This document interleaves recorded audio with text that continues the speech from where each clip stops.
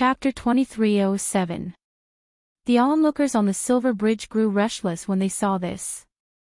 Nan Jinshu actually went in just like that.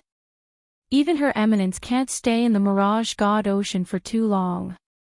Where did he get his confidence from? The Mirage God Ocean contains an abundant amount of energy. It can greatly increase one's strength if one refines one's bones and blood, but it's also extremely dangerous. I wonder how long it'll take for Nan Jinshu to come back up. Chu Liuyue's expression hardened. Waves surged in the distance, and the aura was piercingly cold. Even though he was standing on the silver bridge, he could still clearly feel the terrifying power contained in the sea below. Even she didn't have much confidence that she would be able to return safely after going down. Nan Jinshu, she held her breath and focused. While keeping an eye on Nan Jinshu's situation, she also listened carefully to her surroundings. I wonder if Diwu Zhangze can sense the changes outside. She glanced out of the corner of her eye and saw that Mu Hongyu seemed to have entered a meditative state. Her brows were slightly furrowed, and her expression was calm. She was looking at the Mirage God Ocean. The noise on the silver bridge gradually dissipated. As time passed, the crowd gradually quieted down. Many people were curious about the Mirage God Ocean and wanted to go down to take a look, but none of them had made up their minds to do so.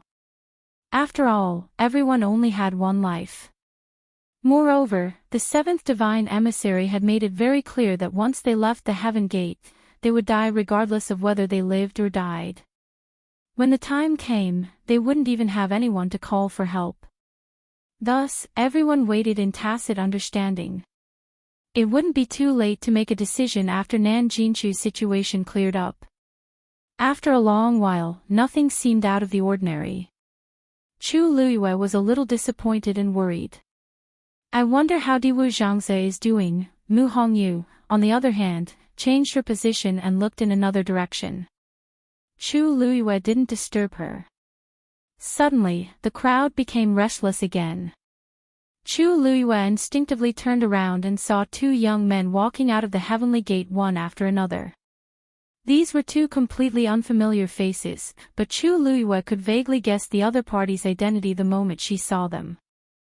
Judging from his noble aura, he was probably an oracle as well.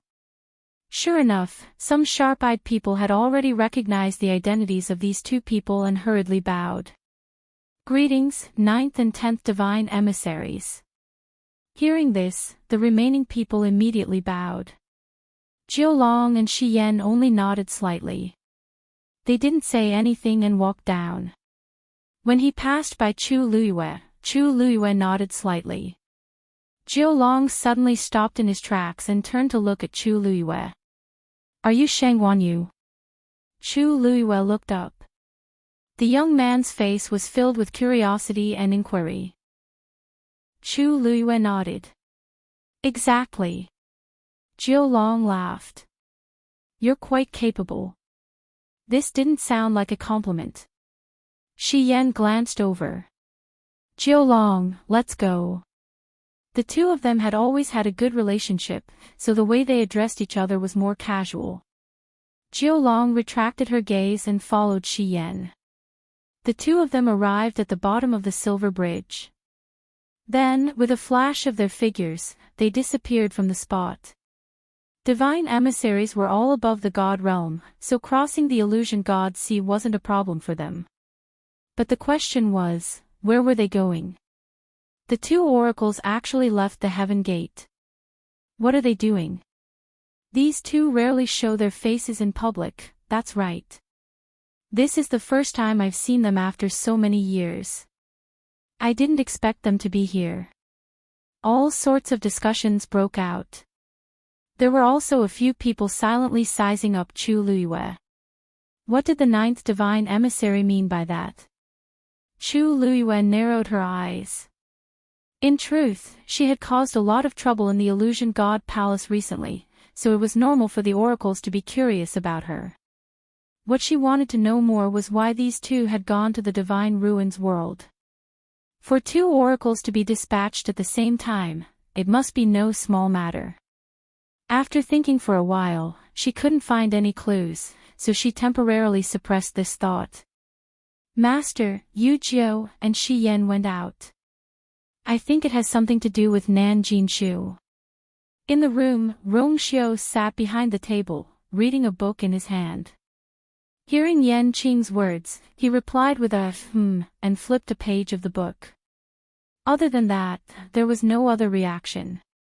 Yan Qing hesitated for a moment and asked. Why don't I go and find out where they went? Rong Xiu's thin lips curved. No need to ask. They went to the God-slaying mound. God-slaying mound. Yan Qing was shocked. Why are they going to the God-slaying mound at this time? For the last zither score, of course. Other than that, what else could make the Illusion God Palace do such a big thing? Yan Qing frowned. That zither score is also very important to Madam.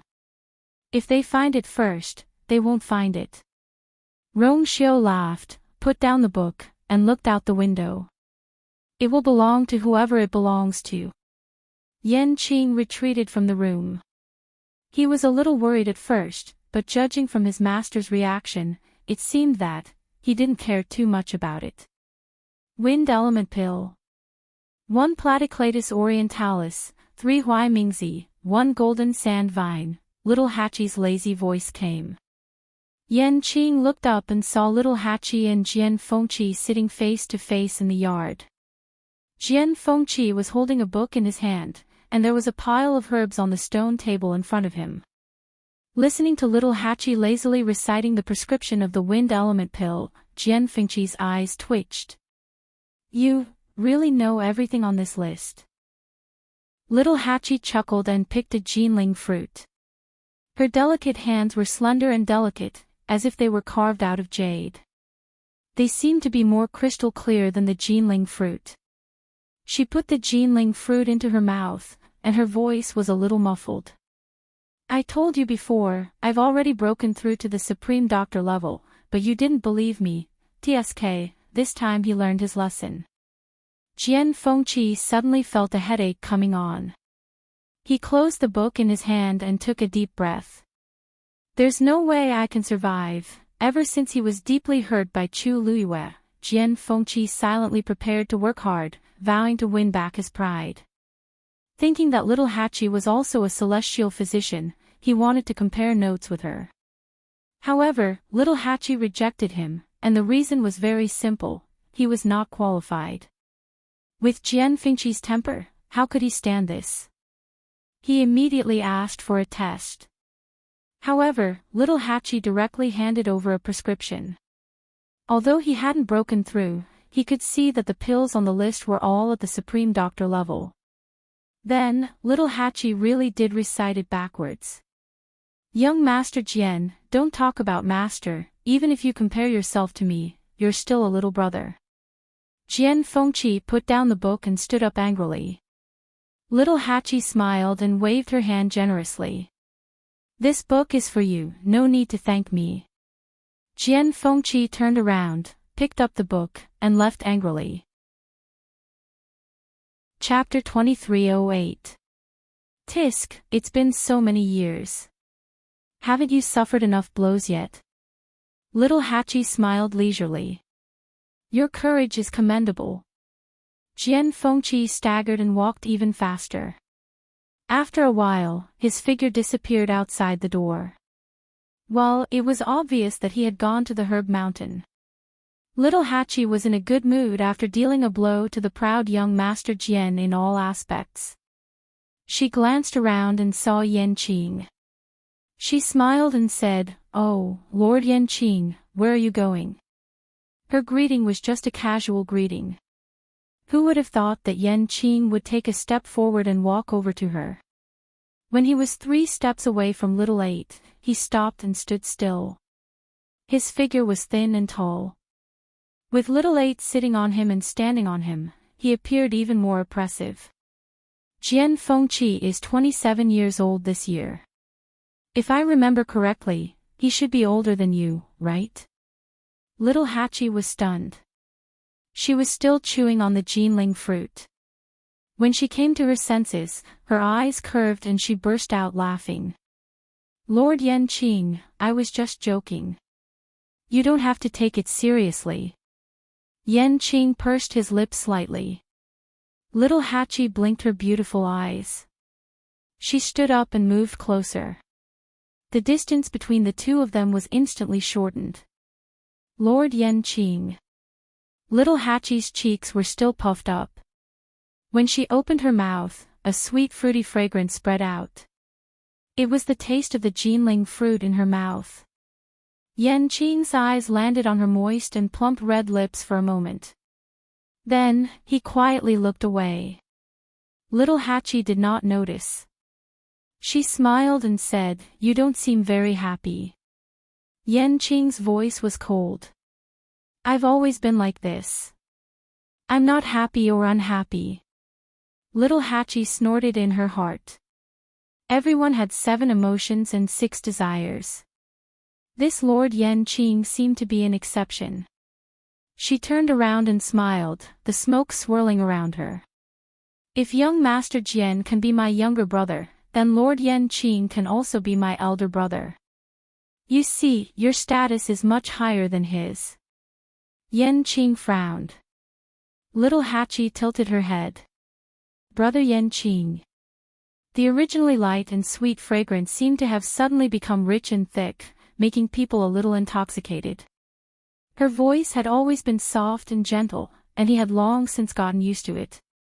However, at this moment, he suddenly felt that something was different, as if his heart had been gently scratched by something. Yenqing turned around and left. Sigh. Seeing that there was no response from the other party, Little 8 pursed her lips and swallowed the fruit in her mouth. I can't call you little brother or big brother. You're really hard to please. Yenqing went straight back to her room. As soon as she entered the room, she immediately felt that something was wrong and looked up at the screen. Her cold gaze was as sharp as a knife, as if she was going to cut the screen. Come out. Sigh, it's not like you don't know it's me. Can't you be nicer? A figure slowly walked out from behind. It was Umo. Yenqing's expression did not change. If I didn't know it's you, you would have died here. A strange smile appeared on Umo's face as he said word by word, You're too fierce, Brother Yenqing, big brother. As soon as he finished speaking, a strong wind attacked. Swish. Umo was shocked and immediately dodged. He patted his chest with lingering fear. TSK, we were talking nicely. Why did you hit me? Yenqing's eyes were as cold as ice. If you want to die, I can send you on your way. Umo snorted. I haven't lived long enough. Forget it. How interesting it was to live. Yenqing was speechless because of a girl's words. If he died, he would not be able to see such a wonderful scene. No wonder you're Madam's subordinate. Little Hachi, you're really awesome. If you have something to say, just say it. If not, get lost. It was rare for Yenqing to say so many words to him, but it was not good. Umo silently held back a tear of sympathy for himself and then said, I'm here to talk to you about something serious. The first oracle sent Jiulong and Shi Yan to the god-slaying tomb. You already know, right? Yenqing nodded. The news was sent by Nan Jinshu. By right, Jun Zhiqing should know about it, but he didn't say anything. And after that, he went into seclusion. I feel something is wrong. Yenqing frowned. What do you mean? Umo took a deep breath and said seriously, he went to the main hall of the palace of the illusory god. Time passed slowly. It was still calm above the sea. Nan Jinshu still hadn't come out. If it weren't for the fact that the surrounding energy kept flowing in Nan Jinshu's direction, everyone would have thought something had happened to him. After a while, Mu Hongyu finally came back to her senses and went to Chu Luyue. Luyu. Chu Luyue turned to look at her. Their eyes met. Mu Hongyu frowned and shook her head. She had already tested it. Under the illusory god ocean, the space was indeed distorted. But standing on the silver bridge, she couldn't check it out because of the water. She had tried a few methods, but none of them worked. Chu Liuyue's eyes flickered. Then she made up her mind. I'll go down and take a look. Since she couldn't see the whole picture here, she might as well go down and check it out. Mu Hongyu was shocked and quickly pulled her wrist. No. It was too dangerous down there. Even she wasn't confident that she could avoid the distorted space. Not to mention Chu Liyue. Chu Liyue shook her head. This was a rare opportunity. If she could figure out the situation down there, it would be easier for Mu Hongyu to take action later. Hearing the conversation between the two of them, many people around them looked over in surprise. Shang Guanyu wants to go down there. She's too bold. I heard that she crossed the sea very easily before. She even brought a few high gods with her. She must be quite confident, right? That's different from this. The illusory god ocean. She might not be able to come back up after going down. Besides, she doesn't have the first divine envoy's permission. Isn't she just digging her own grave? Let's just wait and see. If one had the first divine envoy's permission, they would have an extra layer of protection in the illusory god ocean. Wasn't Nan Jinshu the same? However, almost no one planned to go down like Chu Liyue. A long time ago, there were people who tried to sneak into the illusory god ocean. In the end, all of them died and their souls were destroyed. That was why everyone was so afraid. Even though they were already standing on the silver bridge, they didn't dare to go down. Upon hearing that, Mu Hongyu gritted her teeth. I'll go with you. She might be able to help her a little. Chu Liyue shook her head. It's better for you to wait here. After all, she could better spy on the changes and movements in the illusory god ocean. I'll be back soon. With that, Chu Liyue patted her hand gently. Then, she tiptoed and headed in Nan Jinshu's direction. Chapter 2309. Chu Liyue was very fast. The blue-black sea was surging, mysterious and unfathomable. The sea breeze carried a hint of coolness as it brushed past her face, lifting her hair and skirt. Thick energies intertwined, forming an enormous pressure that even made the space above the sea as difficult to traverse. Chu Liyue's body flickered with a dazzling light. Whoosh! She summoned the star darkness sword and gripped it tightly in her hand. A faint golden light flickered, appearing especially bright and eye-catching in this dark sky and sea. The further she went, the heavier the pressure. The smell of blood gradually spread in the air. It was very faint, but it could not be ignored. Chu Liyue's heart trembled. Suddenly, her footsteps paused as she stared ahead. A deep whirlpool had appeared on the surface of the sea not far away from her. The surrounding seawater flowed quietly without the slightest sound. If not for the fact that Chu Liyue was standing very close, she probably would not have noticed it. Streams of incomparably vigorous power also surged downwards. A figure was faintly discernible. Chu Liyue only needed a glance to recognize that person. It was Nan Jinshu. At this moment, there was a palm-sized seal floating quietly above his head. His entire body was suffused with a layer of faint red light, forming a natural barrier. Those fierce surges of energy collided with it and were silently swallowed without any sound. The power contained in that seal was powerful and noble, and clearly did not come from Nan Jinshu. That was the seal of the first divine emissary. Chu Liyue's heart trembled as she moved closer, wanting to see it more clearly. She was very curious about this first divine emissary. After coming to the Illusion God Palace, she had seen several divine emissaries. But the most mysterious one was the first divine emissary. Even if she had not seen him, she could clearly feel that the first divine emissary's status was far higher than the other divine emissaries. Even the second divine emissary, Yu Qian, was the same. Moreover, he was in charge of the illusion god Ocean. If she wanted to save Diwu Zhangze, she had to find a way to get past the first divine emissary. However, after walking forward for a short distance, she felt an invisible force stopping her from going any further. Chu Luiyue frowned slightly. This aura. Why does it seem so familiar? He couldn't describe the specific feeling, but there was indeed an inexplicable sense of familiarity, as if he had seen it somewhere before. Chu Luiyue furrowed his brows and thought for a while, but to no avail. He could only put this idea aside for the time being. Nan Jinchu's aura kept growing stronger. Chu Luiyue hesitated for a moment before finally rushing into the illusionary god sea. In the lonely and quiet cage, Dugu Mabao suddenly opened his eyes and frowned. A moment later, a cloud of black fog condensed outside the cage. A hoarse and gloomy laugh came from inside. She actually went to the illusionary god sea. It can be seen that she really cares about Di Wu. In order to save him, he didn't even hesitate to take such a risk.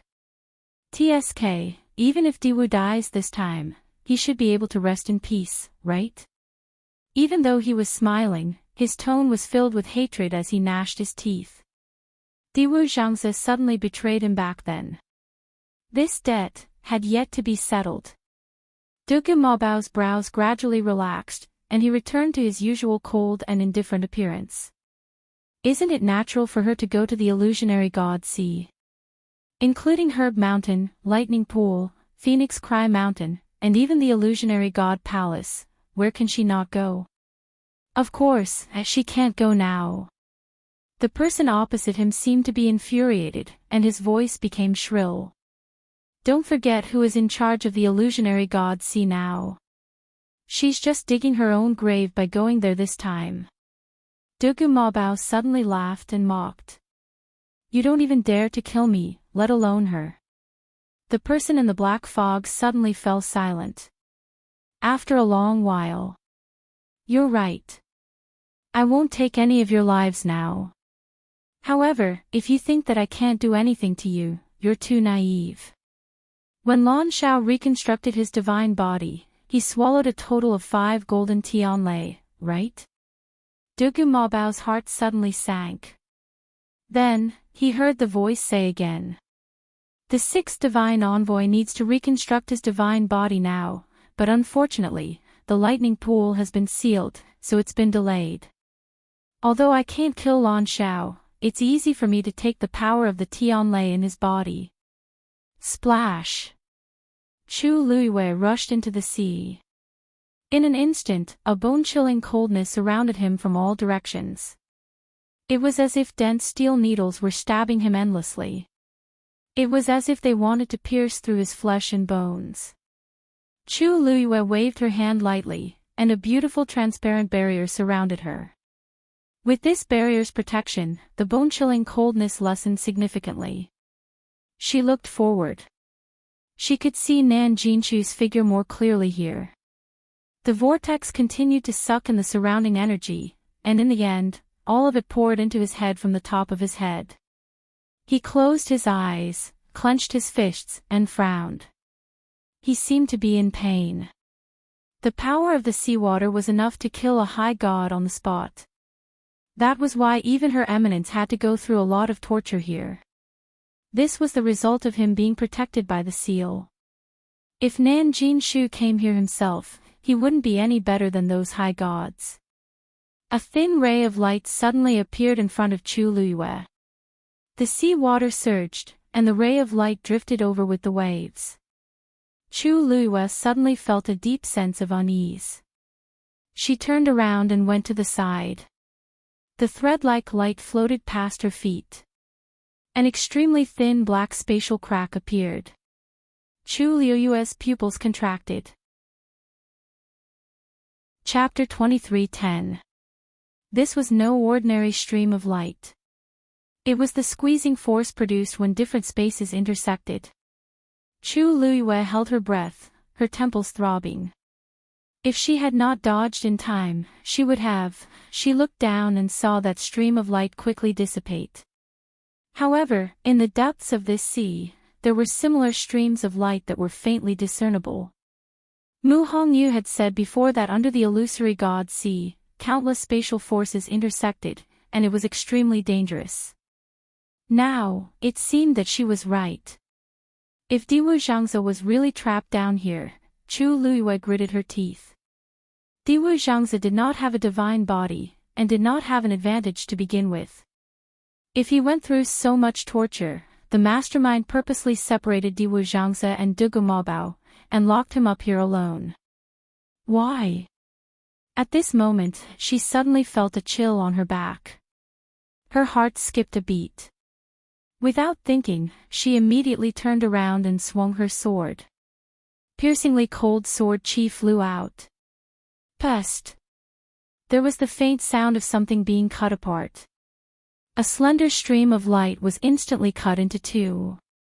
Chu Luiyue exhaled softly. Then, she suddenly thought of something, and looked at Nan Jinshu again. He was firmly protected by that sigil. Those strange streams of light all avoided him, and could not hurt him at all. No wonder, the first divine envoy's sigil was indeed interesting. Chu Luiyue had a thought and dove down. The further down she went, the more streams of light there were. They were like seaweed, drifting freely on the bottom of the sea, but they carried fatal lethality. Gradually, when they brushed past Chu Luiyue, she would feel a slight pain. Her divine body was almost unable to withstand the spatial power here. Chu Luiyue knew this very well. However, she did not stop. She did not even slow down. She held her sword in her hand, and as if she was cutting through brambles, she cut and dispersed all of them. After an unknown period of time, a ball of light finally appeared in her sight.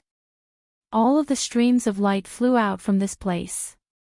Some drifted into the distance, constantly tearing apart space, while some intertwined with each other, causing energy to scatter chaotically. She faintly felt a sense of uneasiness in her heart and finally stopped. Within that ball of light, a figure was faintly discernible. Chu Luiyue stared intently. Of course, she wanted to go, but she knew very well that it was too dangerous. Just by standing there, she was already out of breath.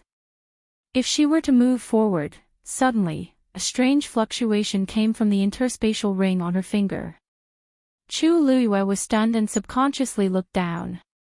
Suddenly, a stone rolled out from within. It gently floated down.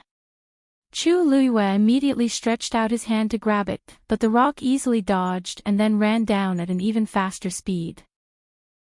Just as Chu Luiyue was filled with doubts, a stream of light flew over and was about to cut the stone. Chu Luiyue frowned. Although she didn't mean to bring these stones back, after a long time, she still had some feelings for them. Especially since these stones had helped her a lot in the past and saved her from danger several times. Naturally, she couldn't bear to part with them. Just as she was about to make a move, a scene suddenly happened in front of her, causing her to pause. She saw that the stone suddenly emitted a warm orange light. That was the god domain inside. This god domain completely enveloped the stone. Then, that silver thread-like stream of light flew over and automatically wrapped around the stone, merging into the god domain. Chu Luiyue was shocked and almost suspected that she had seen wrongly. She closed her eyes and looked again. The scene in front of her had not changed at all. The stone floated silently in the air, easily neutralizing the ferocious energy contained in the streak of light. At first glance, it looked like a thin thread tied to the stone. Since the stone did not move, the thread could only float gently on the spot. Chu Luiyue blinked. Is this stabilizing that small space? Just as she was filled with shock, a second stone rolled out of the universe ring. Just like the previous one, this one ran to another location. After wrapping around a stream of light, it stayed there quietly. Chu Luiyue almost immediately felt that the chaotic and heavy pressure around her had lessened a little. Although it was very subtle, it was indeed there. Just as she was stunned, more and more stones ran out and spread out in all directions. At this moment, Mu Hongyu was standing on the silver bridge and waiting anxiously. She stared in the direction where Chu Luiyue had disappeared. Her hands were clasped together, and her heart was hanging high. Lu Yu had already gone down for a while. Why was there no movement at all? Gradually, all kinds of discussions could be heard around her. It's been so long, but Sheng Wanyu still hasn't returned. Could something have happened to her? I don't think so. I heard that she has a few trump cards on her. Other things aside, she should have no problem staying alive. That's hard to say. It's risky to enter the Mirage God Ocean without the first divine envoy's permission. Mu Hongyu frowned. At this moment, she was suddenly shocked. She looked at the sea in the distance, and a trace of disbelief flashed across her eyes. The countless intersecting spaces under the sea seemed to be gradually stabilizing. She took a few steps forward, not daring to breathe too loudly, afraid that she was mistaken. However, everything was proceeding in an orderly manner. The scene in her mind was gradually becoming clearer. Nan Jinshu soon noticed that something was wrong. That was because the energy flowing into his body was gradually decreasing. At a certain moment, he finally opened his eyes and looked up. The vortex had shrunk a lot compared to before.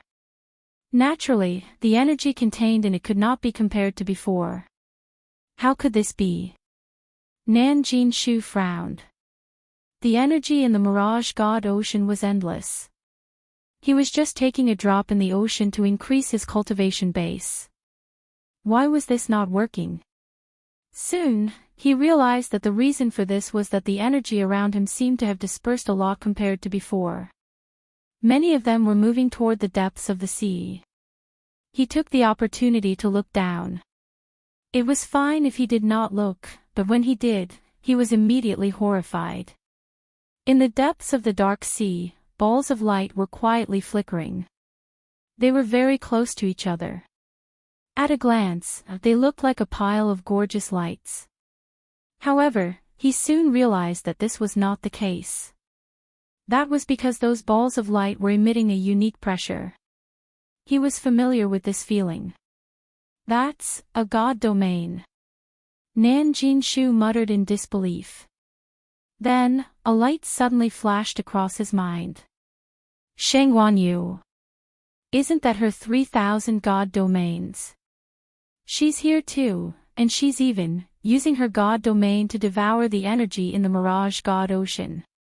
Digression, an ink-stained February floated by. Fifth update, around 7 a.m. Chapter 23:11. Chu Luiyue crossed her arms and looked at the balls of gorgeous god territory floating in front of her.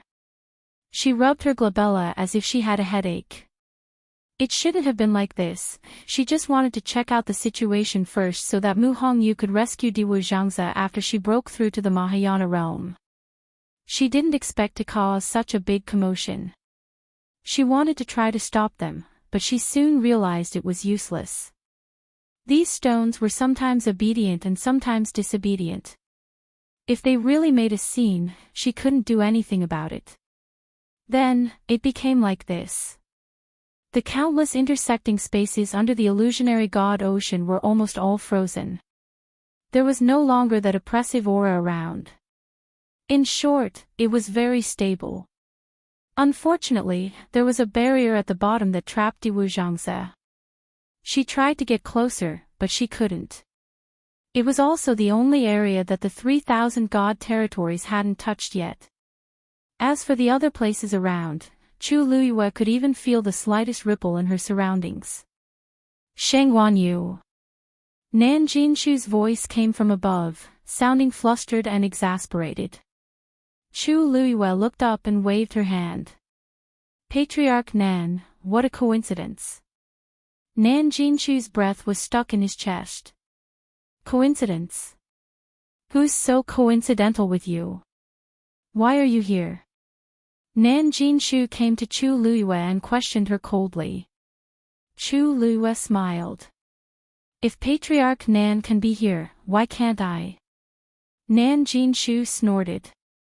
I came with the permission of the first divine envoy. Of course, I'm different from you. You barged in here and used your god territory to forcibly take away the power that originally belonged to me. Sheng Wanyu, you've gone too far. If they were in the Divine Ruins realm, Nan Jinshu wouldn't have the confidence and courage to speak to Chu Luiyue like this. After all, the entire Nan family was almost destroyed by Chu Luiyue. He was deeply afraid and traumatized by her. But this was the illusionary god Ocean. How could someone like her, who didn't have a bloodline totem, be compared to him? Nan Jinshu's plan had been going well, and everything had been going smoothly. Of course, he was upset that someone had interrupted him halfway. Therefore, he spoke very harshly. Chu Luiyue raised her brows slightly, and her gaze quickly swept past the seal in his hands before she smiled lightly. Nan family head, I really didn't mean it. How could I have thought that Nan family head, you actually couldn't even snatch a pile of stones? Nan Jinshu choked and almost spat out a mouthful of blood. How is this a pile of rocks? These were clearly deity domains. Furthermore, these divine territories were all under her control. How could she possibly escape responsibility? Chu Luiyue turned around and waved at a rock not far away. All right, time to go back. The rock retreated, and the light around it became even more resplendent.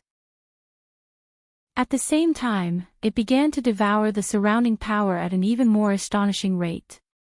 Chu Luiyue sighed and shrugged at Nan Jinshu. Nan family head, you saw it too. They really didn't listen to me. If she had a choice, she wouldn't have made such a big deal out of it. Nan Jinshu's eyes twitched violently. For a moment, he felt deeply humiliated. However, Chu Luiyue's expression was so sincere that he couldn't think of anything to refute her. Only then did he realize that the space here seemed to be under Chu Luiyue's control. It was no longer a threat to her. The illusionary god Ocean, wasn't the illusionary god Ocean extremely dangerous? Why was it suddenly different when it came to Chu Luiyue? He had relied on the first divine envoy's seal to barely protect himself. What about her? She relied on these rocks. Nan Jinshu couldn't help but look at the seal in his hand. He suddenly felt that all his previous plans were a joke. As long as Chu Luiyue was here, he wouldn't be able to continue cultivating. He gritted his teeth and said, the first divine envoy will know. The first divine envoy will definitely find out what you've done. Let's see how you explain yourself then. Chu Luiyue nodded in agreement. That's great. I'd like to meet him too. Nan Jinshu's chest tightened. He felt that if he continued talking to Chu Luiyue, he would die of anger first. Nan Jinshu turned to leave when he realized that he couldn't get an explanation. He wanted to see how the first divine envoy would punish her. Wait! Chu Luiyue suddenly called out to him. Nan family head, there's something I don't understand. Can you explain it to me? Nan Jinshu said impatiently without turning his head. Go ahead and find out what you want to know. You're very capable anyway, aren't you? But the next moment, Chu Luiyue's figure moved, and she appeared in front of him, blocking his path. Nan family head, why are you in such a hurry to leave? It doesn't matter if you leave earlier or later. It won't affect your cultivation too much. Chu Luiyue said with a smile. Nan Jinshu's lips moved, but when he saw the Star Spectre's sword appear in her hand, he swallowed his words and changed the topic. What do you want to know? Chu Luiyue's lips curled up. It's not a big deal. I'm just curious. Where did you get this seal? Nan Jinshu was stunned. he said coldly. The first divine envoy gave it to me personally, of course. That's right. Why would he give it to you? Chu Liyue nodded and took another step forward. The divine envoys have asked to meet him many times, but the first divine envoy has refused to meet him. However, Nan family head, you're very capable. Not only did you meet him, you even got this seal. I've been curious about this. Please tell me more about it. Nan Jinchu's eyes widened. What did you say? Sheng Guanyu, what are you dreaming about? Why should I tell you? This was the biggest secret of the Nan family and family Yi. It also involved the palace of the illusory god. How could he tell Chu Liyue? Chu Liyue smiled kindly. I'm just a little curious. Why won't you tell me? Nan Jinshu ignored her and was about to leave. Whoosh! A piercingly cold sword chi pierced over, brushing past the top of his head. Nan Jinshu's movements suddenly froze as a chill ran down his spine.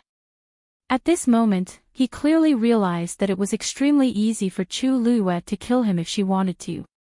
Sheng Guanyu, don't you dare. Swoosh. A cold blade was pressed against his neck. Chu Liyue chuckled. Do you think I'd dare? Nan Jinchu's body tensed. He swallowed hard and sneered. It's good that you know.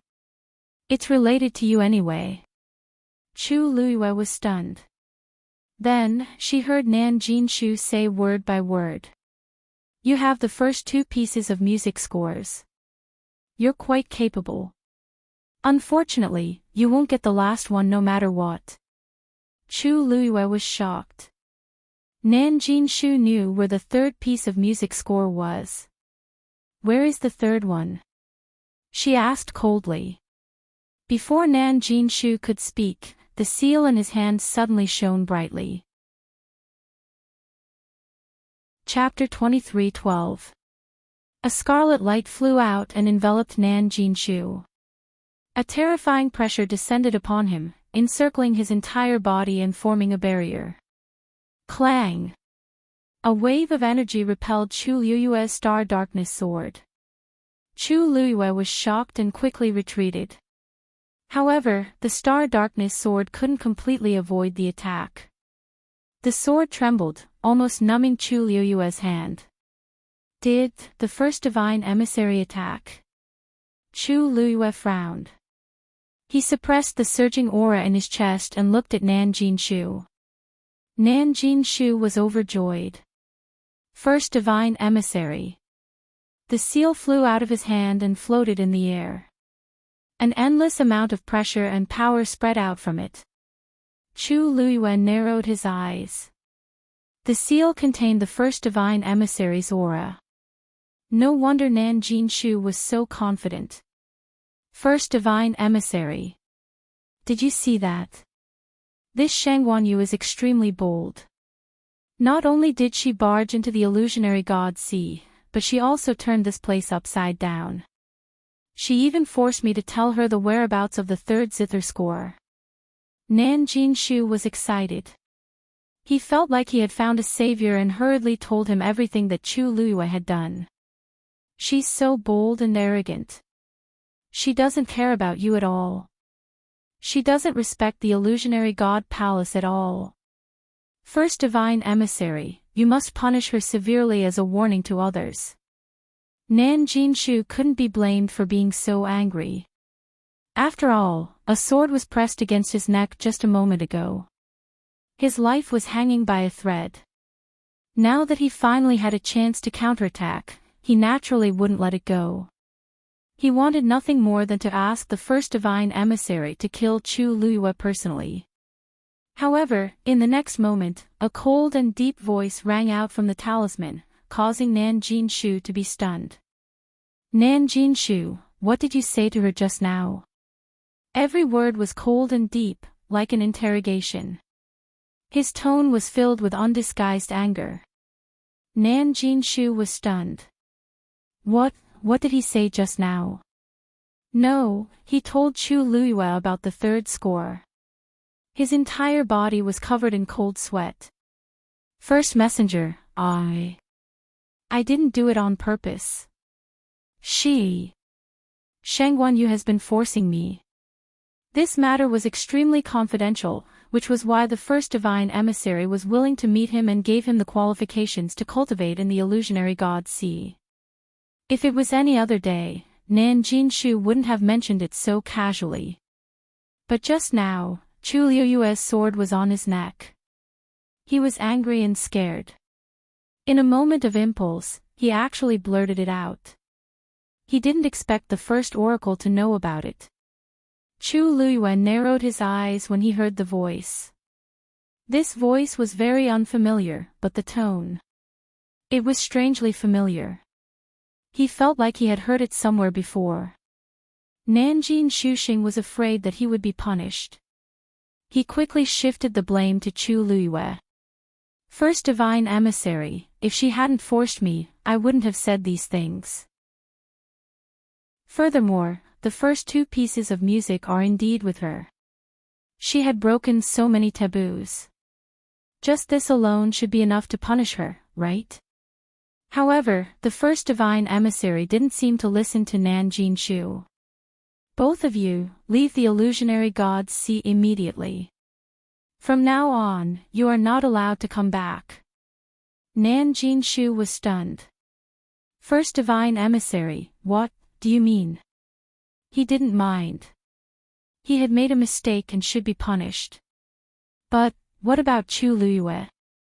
First divine emissary, Before he could finish his sentence, the first divine emissary's voice came from the talisman again. Nan Jinshu, do you have any objections? His voice was very soft, but it made Nan Jinshu shiver. He hurriedly said, I wouldn't dare. No matter how unhappy he was with this result, he knew that he couldn't show it. Wasn't going against the first divine emissary suicidal. No matter how much Nan Jinshu hated Chu Luiyue and how much he wanted her to die here, he still had a brain. The first divine emissary clearly didn't intend to kill her. Other than chasing her out of the illusionary god sea, there wasn't any other punishment. Perhaps it was because he was afraid of the two scores. After all, the talisman had already recognized her as its master. It wasn't feasible to take it by force. Nan Jinshu thought about it and felt that this was the only answer. He suppressed the surging emotions in his heart and cupped his fists. Jinshu will leave now. After that, he gave Chu Luiyue a deep look before heading up to the sea. However, the talisman didn't leave with him. It just hung there quietly. It was only a few steps away from Chu Luiyue. Chu Luiyue stared at the talisman and suddenly asked. First divine emissary, have we met before? The talisman didn't answer. Several rays of red light swirled around, stirring up waves. Swoosh! The scattered stones finally returned to Chu Luiyue. Chu Luiyue had a thought and put them all back into her universe ring. Then, the talisman quietly dissipated. It transformed into a crimson light that covered everything below. Chu Liuyue's eyes narrowed. This red light was exactly the same as the Red Moon Desert. She clenched her fists and finally turned to leave. Splash! The sound of water splashing attracted the attention of the people on the silver bridge. Countless pairs of eyes immediately gathered in that direction. They saw a figure rushing out of the water and heading in their direction. Nan Jinshu. Why is he the one coming out? Isn't he supposed to cultivate in the illusionary god sea? It hasn't even been a day. Is it over? His expression doesn't look right. After Nan Jinshu came out, he was shocked to see so many people gathered on the silver bridge. Those gazes made him extremely embarrassed. However, he couldn't go back now. He could only brace himself and go forward. Soon, he arrived on the silver bridge as well. The moment his feet touched the ground, he didn't stop and immediately headed toward the heavenly gate above him. There was no expression on his face. He exuded a dangerous and cold aura that kept people at arm's length. Anyone with eyes could see that he was in an extremely bad mood at this moment. The people around him quieted down. However, not everyone was wary of him. For example, Mu Hongyu. She quickly arrived in front of Nan Jinshu and stopped him. Nan Jinshu, where's Lu Yu? Nan Jinshu knew who she was talking about. His expression immediately turned ugly. What does it have to do with me? If you want to know, why don't you go and see for yourself? He hated Chu Luyue to the core. Even hearing her name made him grit his teeth. Mu Hongyu raised her chin. How troublesome. You're all in the illusionary god sea anyway. What's wrong with me asking? Everything had been fine earlier. However, for some reason, she suddenly couldn't see what was going on below. She was worried. Of course, she had to ask Nan Jinshu about it. Suddenly, she narrowed her eyes and asked curiously, Huh? Why is there a sword wound on your neck? Chapter 23:13. It would have been better if Nan Jinshu hadn't mentioned it. In fact, it was only a very shallow wound. The skin was slightly broken and a faint trace of blood seeped out. It would recover in 2 or 3 days. However, it constantly reminded Nan Jinshu of the humiliation he had suffered in front of Chu Luyue. He raised his hand to touch his neck and snorted coldly. If you don't want any trouble, you'd better leave now. Otherwise, I can't guarantee that there won't be more injuries on your body. He was clearly threatening Nan Jinshu.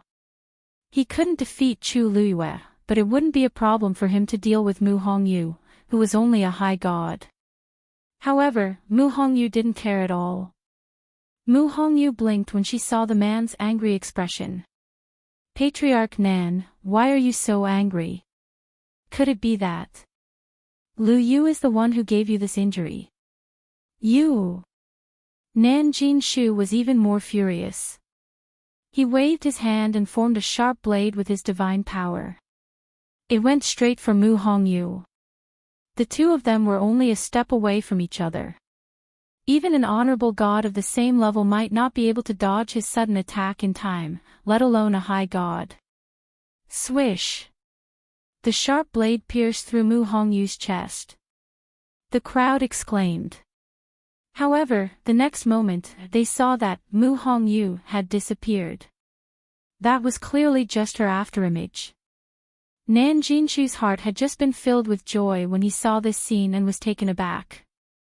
Then, a hand gently patted his shoulder from behind. Patriarch Nan, you're not strong enough. Nan Jinshu's hair stood on end. He immediately turned around. Mu Hongyu was standing behind him with a smile. How did you? Before he could ask, Mu Hongyu threw a punch. It landed on Nan Jinshu's face. Bang! With a dull thud, Nan Jinshu felt dizzy and stumbled a few steps back, almost falling to the ground. When Mu Hongyu threw this punch, it affected the power of the surrounding space and created a great pressure on Nan Jinshu. That was why he was able to catch Nan Jinshu off guard so easily. Nan Jinshu felt a dull pain all over his face. Something was flowing out from his nose and the corner of his mouth. He wiped it off and looked down. The blood was thick and red. His hands began to tremble slightly.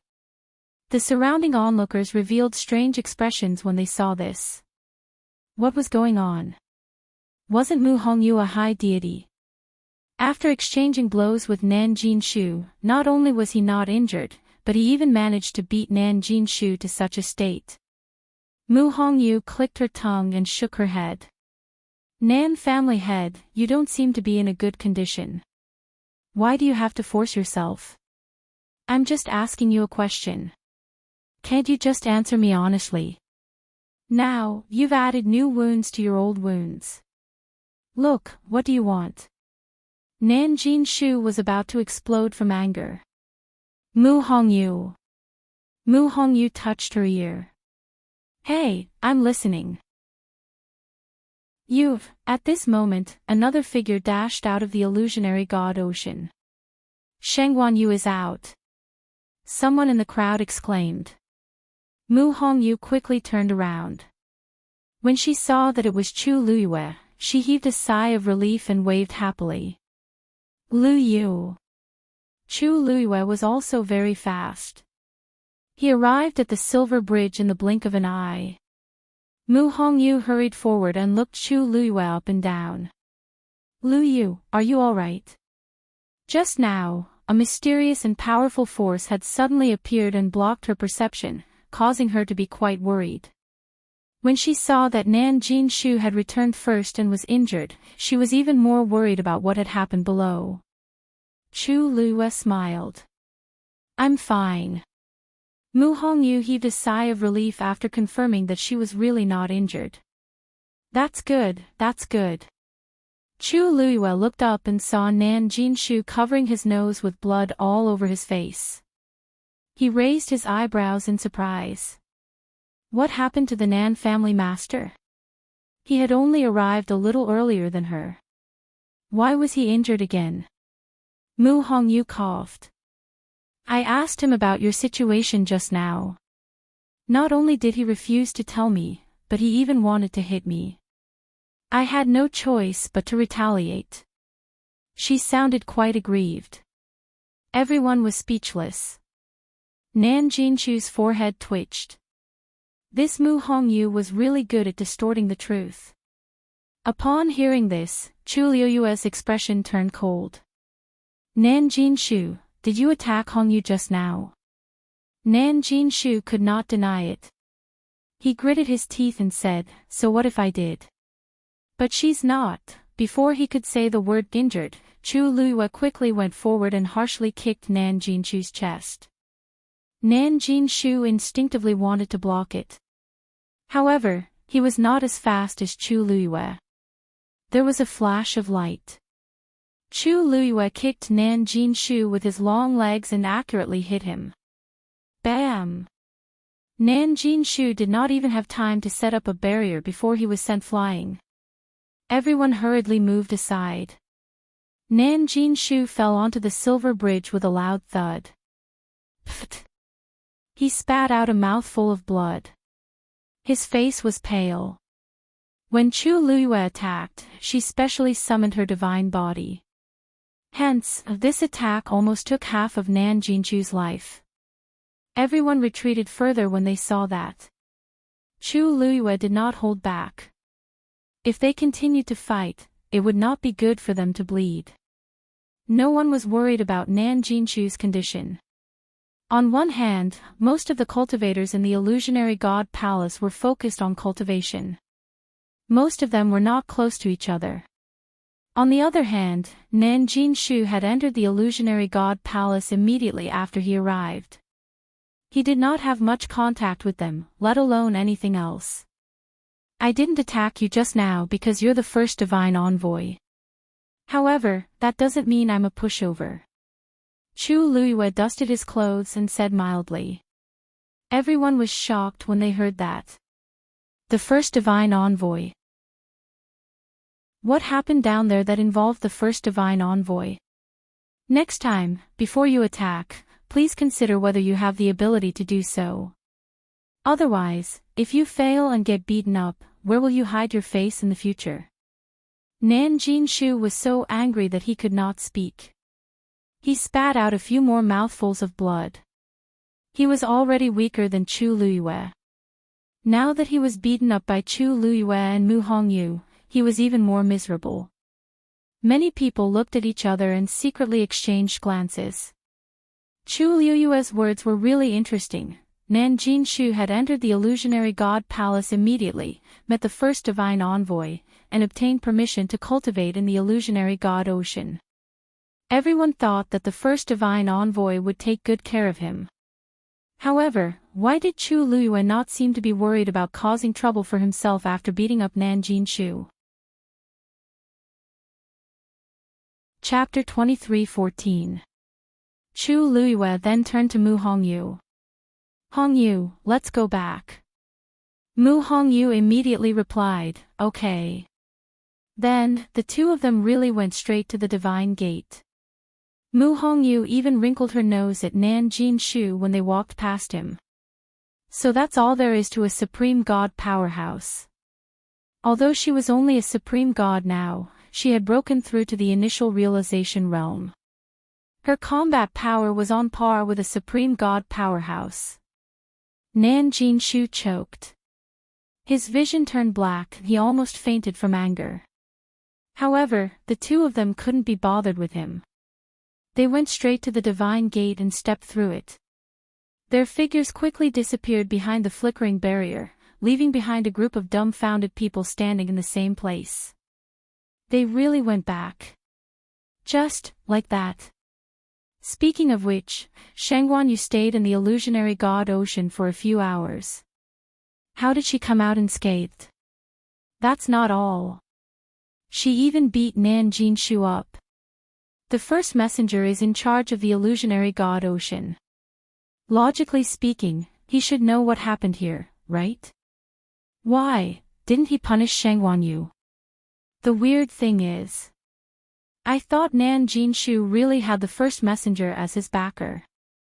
But it seems like that's not the case. If the first messenger really had the intention to support Nan Jinshu, this wouldn't have happened. All sorts of discussions entered Nan Jinshu's ears, making him very frustrated.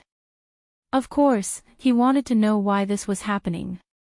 Even if he couldn't kill her for the zither score, there were many ways to punish her. But, none. Chu Luiyue was so presumptuous and had done so many outrageous things in the illusionary god ocean. The first messenger didn't punish her other than ordering her to stay away from the illusionary god ocean. Nan Jinshu couldn't figure it out. That person wasn't easy to talk to. Otherwise, the other messengers wouldn't be so afraid of him. But this time, it was really strange. Nan Jinshu forced himself to stand up. No matter what, he couldn't stay here any longer. He had to return to the illusionary god palace as soon as possible. Chu Luiyue and Mu Hongyu crossed the barrier and headed towards their residence. Mu Hongyu looked back and asked curiously, "What's the matter? Lu Yu, did you really leave that wound on Nan Jinshu's neck? You guys actually started fighting under the illusionary god sea?" Chu Luiyue pondered for a moment, then said, "Not really. It was just an exchange of pointers, but they didn't fight. To be precise, she had single-handedly attacked Nan Jinshu. Unfortunately, the first oracle had arrived too quickly and did not have time to ask about the whereabouts of the third score. After that, it would probably be difficult for him to ask again. Fortunately, this trip wasn't completely fruitless. Mu Hongyu nodded in understanding. That's right. Originally, I was watching the illusionary god see very well. In the end, I don't know why, but it suddenly stopped. It was as if something was blocking it. Chu Luiyue smiled. Since the first divine envoy has made his move, it will naturally be difficult for you to investigate. Mu Hongyu's almond-shaped eyes widened. Did the first divine envoy really go? Why didn't I see him? He didn't come in person. The seal that Nan Jinshu brought over contained a trace of the first divine envoy's aura. He came out when he sensed what Nan Jinshu and I were doing. I see. I knew that the power was very strong. Mu Hongyu finally figured out this problem and understood a lot more. I've long heard that the first divine envoy is very powerful. It seems like it's true. He only sealed a trace of his aura in the seal, and it was already so powerful that it could easily cover the entire illusionary god sea. It was hard to imagine how powerful he was. That's why I wanted to meet him. Unfortunately, this kind of opportunity is hard to come by. Chu Luiyue was not only amazed by the first oracle's power, but she also wanted to know something. She wanted to know if she had any history with the first oracle. At first, she didn't take it to heart, but later, that familiar feeling lingered in her heart. The strangest thing was that after Nan Jinshu left, she asked if they had met before, but the first oracle didn't answer. He didn't admit it, but he didn't deny it either. Of course, it was also possible that he didn't care to answer Chu Liyue's question. But for some reason, Chu Liyue didn't think that was very likely. She raised her head and looked into the distance at the towering illusory god palace. She would go in eventually. Nan Jinshu returned to the illusionary god palace in a fluster. He had just returned to his residence when he saw someone waiting for him at the door. He was shocked. The eighth divine envoy. Why are you here? Shu Jing smiled. I'm here to wait for you. As she spoke, she glanced at Nan Jinshu, but she was not surprised at all. In fact, she had already known about what had happened outside 15 minutes ago. Nan Jinshu was instantly embarrassed and lowered her head subconsciously as she was being scrutinized by her. I wonder why the eighth divine envoy has suddenly come here. Shu Jing didn't answer his question. Instead, she sighed. It seems that Sheng Guanyu is more arrogant and despotic than the rumors. Nan Jinshu was furious when he heard this. He let down his guard against Shu Jing. He wiped the blood from the corner of his lips. She has always been like this, Master Nan. Didn't you take the first oracle's seal to the illusionary god Ocean? Why did Sheng Guanyu bully you like this? Is she looking down on you, or does she not care about the first oracle at all? Shu Jing asked purposely. Offending Nan Jinshu wasn't a big deal, but offending the first oracle was a serious crime. She thought that Nan Jinshu would be furious and would complain to the first divine emissary. However, Nan Jinshu's expression changed several times before he finally said, "Don't worry, Mississippi." Finally, he said, "Eighth divine envoy, did you come here just to tell me this?" Shu Jing was stunned. Nan Jinshu's reaction didn't seem right. While she was thinking, Nan Jinshu continued. The first divine envoy has already made his decision. Naturally, we can only listen to him, said the first divine envoy. Shu Jing's heart skipped a beat. She finally realized that the first oracle already knew about this. But the current situation was his choice. The first oracle didn't punish Chu Liyue. Shu Jing couldn't believe it, but Nan Jinshu didn't want to talk about it anymore. Eighth oracle, if there's nothing else, of course there is. Shu Jing quickly reacted and suppressed the shock and confusion in her heart. The sixth oracle wants to see Master Nan. Nan Jinshu was stunned. The sixth oracle. Now. Shu Jing nodded and smiled. Master Nan, please follow me. This didn't give Nan Jinshu the right to refuse.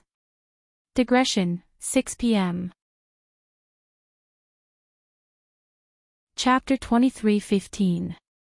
At this moment, Chu Liyue and Mu Hongyu returned to their residence. After the two entered the room together, Chu Liyue found a pen and paper and drew the spatial layout under the illusionary god Sea for Mu Hongyu. This was actually very difficult. Under the illusionary god Sea, countless spaces intertwined and overlapped, and were constantly changing. Even 1/10 of it could not be represented by the drawing on the paper. Fortunately, after the stones rolled out, they each froze a part of the space with the divine realm, which helped Chu Liyue a lot. In addition, Mu Hongyu stood on the silver bridge and watched for a long time, so she was aware of the situation under the illusionary god Sea. Therefore, she could understand it. After a while, Chu Liyue finally stopped writing and handed over the map in her hand. Mu Hongyu took it and glanced at it. She was surprised. Liyue, how do you know so much? These were all invisible and intangible. Her control of space was not top-notch, so it was reasonable to say that she could not give such a map. Chu Liyue was about to speak when she saw Chang Wanzhou come to the door with tea in his hand. She smiled and waved. Little Zhou, come in. Chang Wanzhou walked in, came to Chu Liyue's side, and poured her tea. It was the familiar taste of ginger tea. Chu Luiyue reached for the cup. The temperature was just right. She took a sip, and her lungs instantly warmed up. A unique fragrance with a hint of bitterness gradually diffused. Chu Luiyue narrowed her eyes comfortably, and her bright eyes almost curved into a crescent moon. Not to mention anything else, Xiao Zhou had always done well in these matters. However, he was now a god. It was really a waste of talent to serve her like this. Chu Luiyue held the tea and said, "Little Zhou, don't do these things in the future." Chang Wanzhou froze, and a trace of panic flashed in his eyes. "Master thinks I didn't do well." Chu Luiyue hurriedly waved his hand. "Of course not. However, with your current status, doing this is really a waste of time and energy. These are only trivial matters. Master's matter is not a trivial matter." Chang Wanzhou pursed his lips and interrupted her, which was rare of him. Chu Luiyue was stunned. She looked up and saw his stubborn face. How stubborn, Chu Luiyue sighed in her heart and could only say, "Then just pretend I didn't say anything." Chang Wanzhou gently nodded. A few strands of messy golden hair hung down from his forehead, covering the ripples in his eyes. Only his rose petal-like lips, which were slightly raised, revealed some of his emotions. Chu Luiyue helplessly held her forehead and smiled. Forget it. He could do whatever he wanted. Now that he had become a god, he was no longer as easily bullied as before. Chu Luiyue retracted his gaze and looked at Mu Hongyu. Here's what happened. Then, he told Mu Hongyu everything that had happened in the illusory god sea. Mu Hongyu was shocked and couldn't come back to her senses for a long time. So, your stones can suppress the space turbulence in the illusory god sea. Chu Luiyue shook his head. Strictly speaking, it's not suppression. At most, it's just temporary. After all, those are the divine realms of the great gods, and their power is limited. She could feel that there was an extremely shocking power in the illusory god sea. It was not something she could resist at the moment. But at that time, this power had not erupted. Mu Hongyu was stunned for a while. Suddenly, she remembered something and asked in a low voice. Then, what if it's the gravestone of the great gods? She knew the origin of the pile of stones. Chu Luiyue had gone to the Godslayer mound and obtained them from the tombs of the great gods. According to Chu Luiyue, there were not only tombs of the great gods, but also of the great gods. Hearing her say this, Chu Luiyue was also dazed. I really didn't think about it before.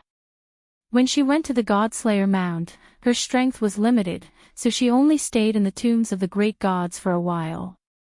As for the area of the great gods, she really didn't go there. Normally, the gravestone of the great gods should contain more power, but no one can guarantee that the situation there will be the same as the great gods' tombs. Chu Luiyue murmured. Back then, these stones had taken the initiative to follow her, but who could be sure that the same thing would happen a second time? The great gods were much more powerful than the great gods. Mu Hongyu wrinkled her nose. What if? If she could really bring back the gravestone of the great gods, then it wouldn't be a problem for Chu Luiyue to deal with the Mirage God Ocean. Chu Luiyue tapped her hand on the armrest and fell into deep thought. Mu Hongyu's words made sense. After all, she didn't expect these stones to choose to follow her. Maybe, she should find some time to go to the Godslayer mound again. Once she succeeded, her battle prowess would rise to the extreme. Chu Luiyue was tempted. The Palace of the Mirage God. Nan Jinshu followed Xu Jing to the residence of the sixth oracle. As soon as he entered the courtyard, Nan Jinshu smelled a faint, bitter medicinal fragrance. He felt a little strange. The sixth oracle didn't seem to be a celestial physician. Why would there be a medicinal smell here? Shu Jing turned to look at him and said, "The sixth oracle came back recently. The sixth divine emissary has just returned from outside and is currently recuperating. You just have to answer whatever he asks later." Nan Jinshu immediately said, "Yes." Only then did Shu Jing step forward and knock on the door. "Sixth oracle, Patriarch Nan is here." A moment later, a hoarse voice came from inside. "Come in." Shu Jing gestured at Nan Jinshu with his chin. Nan Jinshu was startled and pointed at himself. I'll go in alone. Won't the eighth oracle come with me?" Shu Jing smiled. "The sixth oracle wants to talk to Patriarch Nan in private. I won't disturb you." Nan Jinshu was a little nervous, but he nodded and went in. Shu Jing closed the door. Creak. Nan Jinshu felt inexplicably nervous as he listened. He had been here for a while, and this was the first time an oracle wanted to see him. "Nan Jinshu." The voice came from behind the screen. Nan Jinshu cupped his fists and bowed.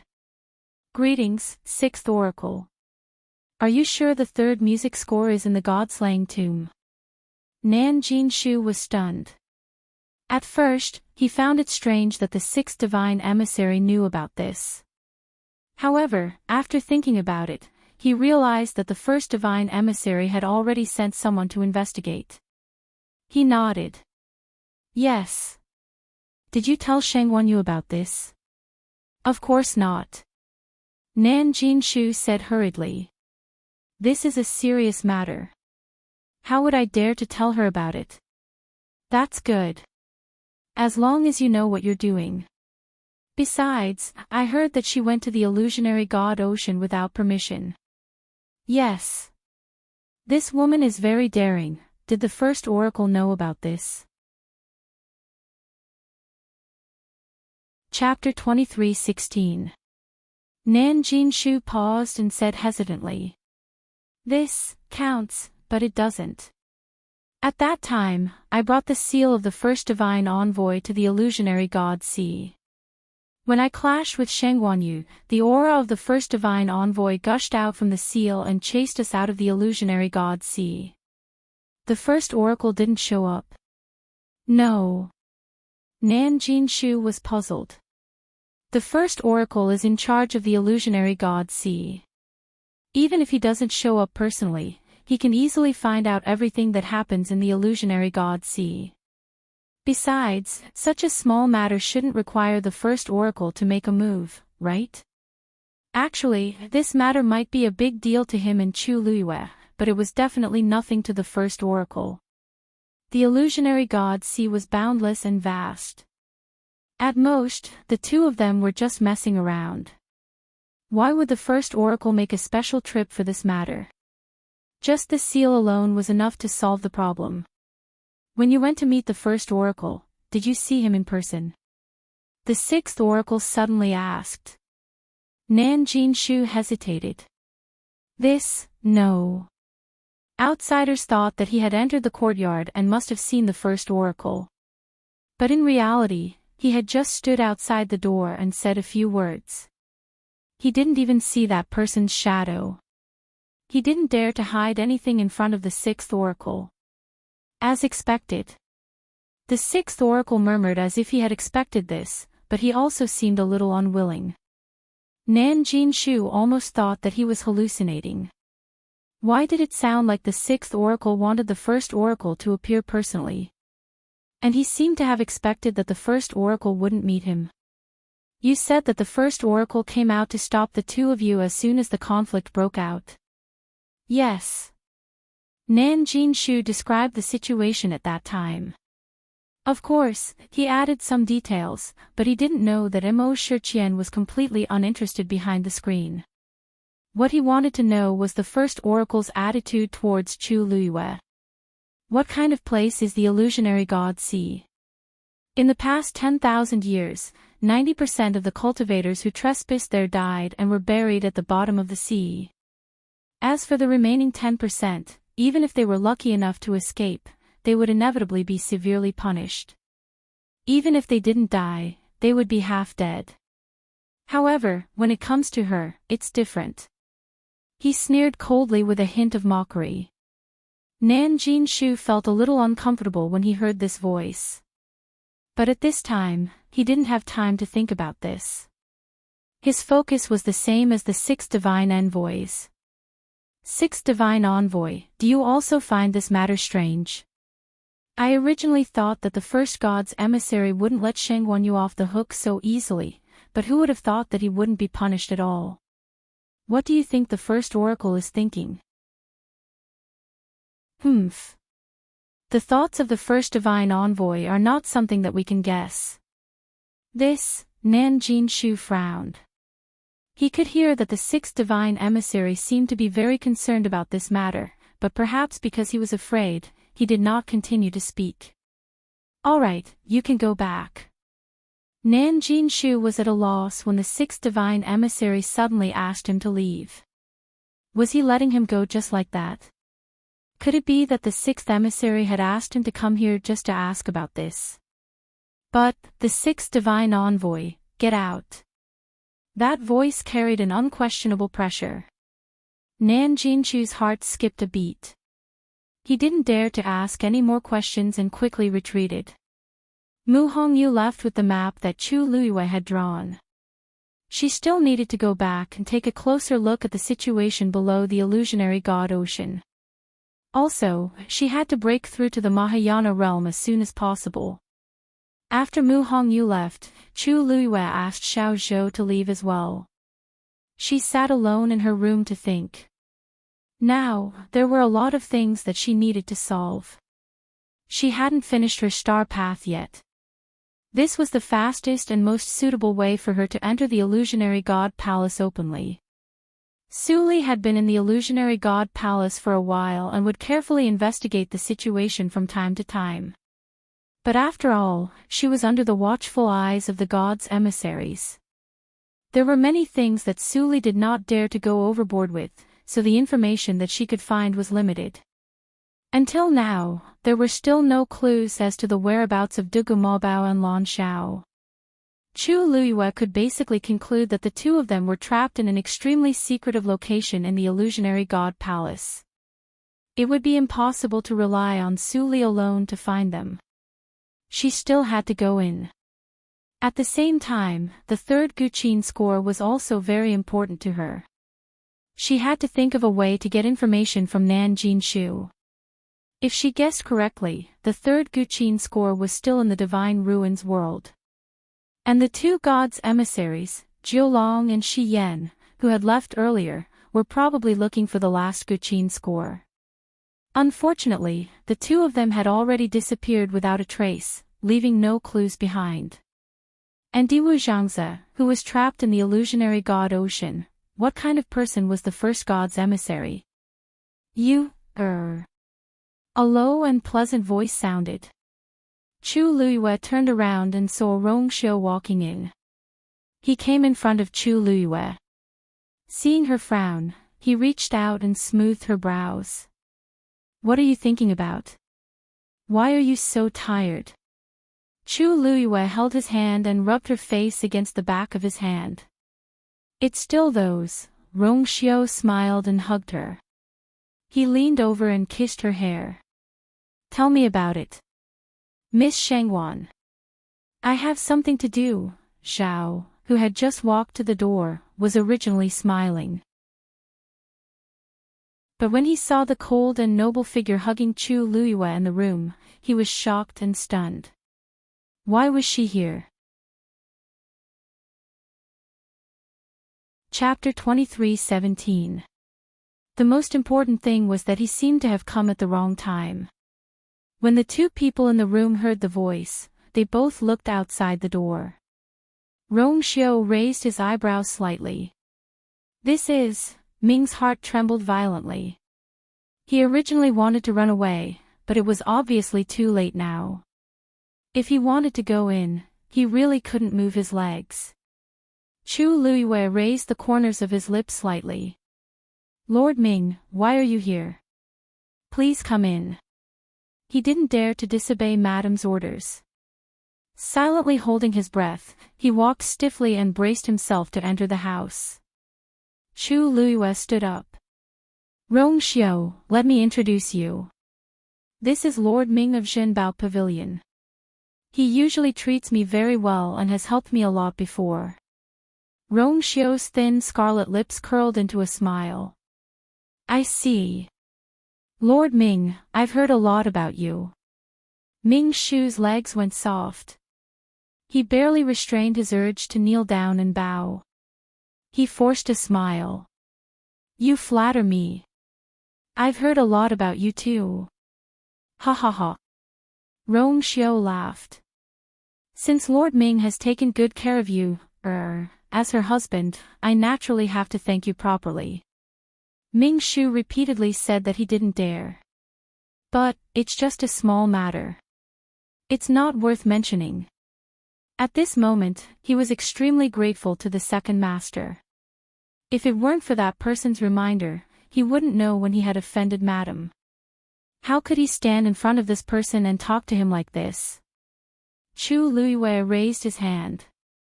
Lord Ming, please sit down. You can talk slowly. How could Ming Shu dare to sit down? He coughed, waved his hand, and said. No need, no need. I'm here today because I have something to tell you. I'll leave after that. Chu Luiyue looked at Ming Shu and felt that he was a little strange today. He seemed very nervous. It must be a big matter for you to personally solve the case. Please speak. Ming Shu tried his best to make himself look as calm and composed as he usually did. He said, It's like this. I came here this time to ask you if you've been in contact with Mu Yafeng recently. Chu Luiyue was stunned. Mu Yafeng? No, why? You frowned. Actually, it's nothing much. It's just that. Mu Yafeng has continued to walk the star path since yesterday. Furthermore, in a short span of one day, he had broken through 3 great Grandmaster Xian formations. I thought it was a little strange, so I thought I'd come over to ask you. Look. Lord Ji thinks that I revealed the contents of the mythical flame diagram to her. Chu Luiyue immediately understood. Please don't misunderstand. Zhao hurriedly explained, I just feel that this matter is really strange, so I wanted to ask you for confirmation. After all, those Xian formations were extremely difficult to decipher. Previously, she didn't make any progress for such a long time, but now she's suddenly improved by leaps and bounds. Chu Luiyue nodded in understanding. What Lord Ji said makes sense. Previously, Senior Xiao Ran had also said that he had spent several years on those great Grandmaster level profound formations before he had barely comprehended them. Originally, according to his speculation, Mu Yafeng should also need a long time to decipher this Xian formation. Previously, she was busy with the illusory god Si, so she didn't know that Mu Yafeng had made a move again. Now that she heard it, she also felt that it was very strange. The mythical flame diagram is a treasure of Treasure Pavilion. When I agreed to help copy it, I already knew the rules. I would never easily reveal it to outsiders. I didn't even reveal it to my subordinates. Lord Ming Shu, you can rest assured about this. You hurriedly said, of course I believe in your character.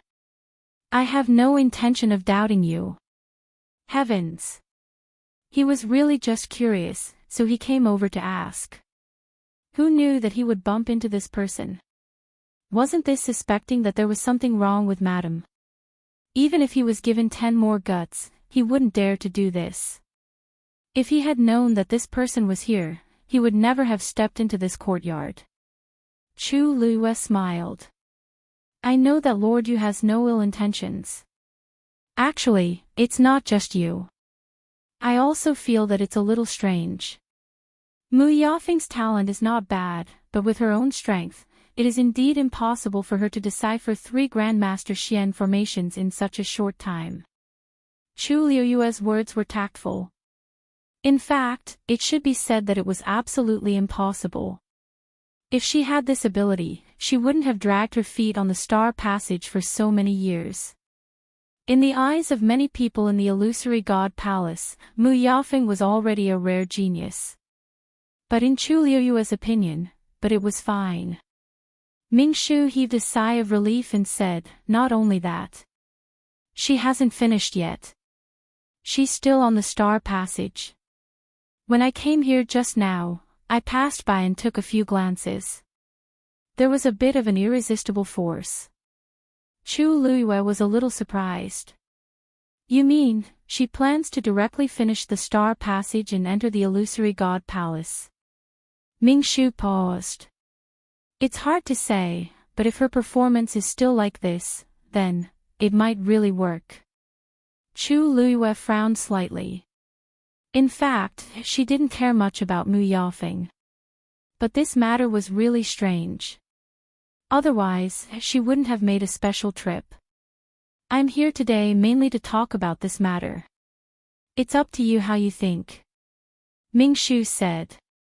Chu Liyue nodded. Thank you for reminding me, Lord Yu. Ming Shu waved his hand. Then, if there's nothing else, I'll leave first. There are still some things to deal with in the treasure pavilion. Hearing this, Chu Liyue didn't ask him to stay. I'll send you off. No need, no need. I took the liberty to disturb the two of you. I'll leave now. How dare he really let the two of them send him off? As he spoke, he walked outside. Take care, Lord Yu. Rong Xiao said lightly. Ming Shu staggered, but a figure suddenly appeared in front of him. He steadied himself and looked up. Suddenly, the corner of his eyes twitched. Yenqing stood with his sword in his arms. There was no expression on his handsome and cold face. He just looked at him quietly. Yu quickly swallowed the rest of his words, nodded slightly, and hurried away. For some reason, his footsteps became faster. Almost in the blink of an eye, he had already opened the gate of the courtyard and slipped away. In such a hurry. Chu Liyue looked at Yu's back and muttered in a low voice. The person he just mentioned, is she the one who asked you for the mythical flame diagram? Rong Xiao tilted his head and asked. Chu Liyue nodded thoughtfully. That's her. However, based on my understanding of her, she shouldn't be able to do such a thing. Even if she went back to cultivate in seclusion for a while, she shouldn't have advanced by leaps and bounds. The seventh oracle values her very much. I don't know if she went to consult him. Rong Xiao raised his eyebrows slightly and said lightly.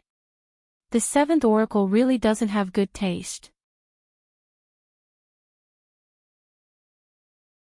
Chapter 23:18. His tone was light and indifferent, extremely natural. Chu Liyue glanced at him, wrinkled her nose, and smiled. There aren't many people who dare to say that the seventh divine emissary has no foresight.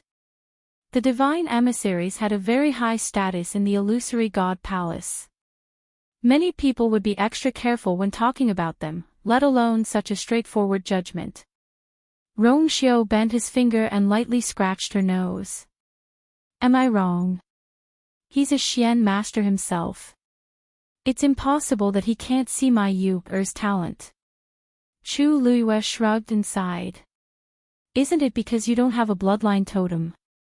From the first day she came here, she deeply understood how much contempt and ridicule she would face without a bloodline totem. Rong Xiao's eyes narrowed slightly as his finger lightly brushed across her forehead. Chu Liyue's heart moved.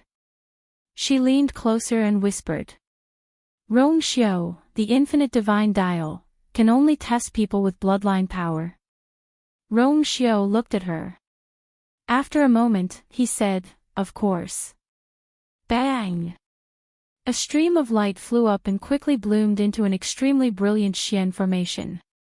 Mu Yafeng looked up with unconcealable excitement in her eyes. The fourth one.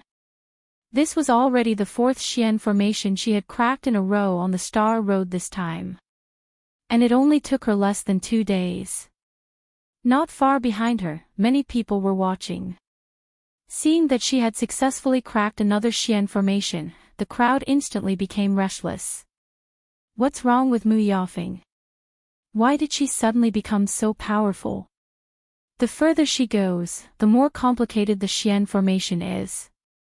I remember that she was trapped in a Xian formation for a long time and couldn't crack it in the end, so she had no choice but to give up. How long has it been? She's back again and her progress is so smooth. Her talent has always been outstanding. Maybe she suddenly had an epiphany.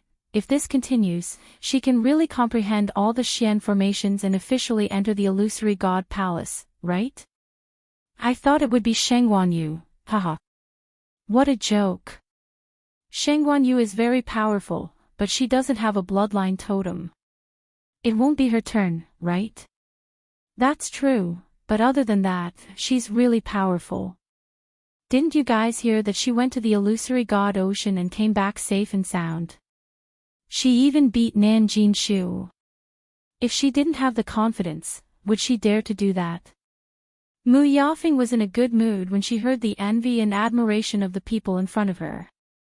However, the name that appeared later caused her eyes to turn cold. It was just because he had some talent that he dared to act so recklessly. I heard she was because she made demands of herself as the second divine emissary of God to the illusory god. She is really arrogant. The second oracle could tolerate her once or twice, but it was hard to say what would happen if she did it too many times. Mu Yafeng shook her head, dispelled the messy thoughts in her mind, and continued forward.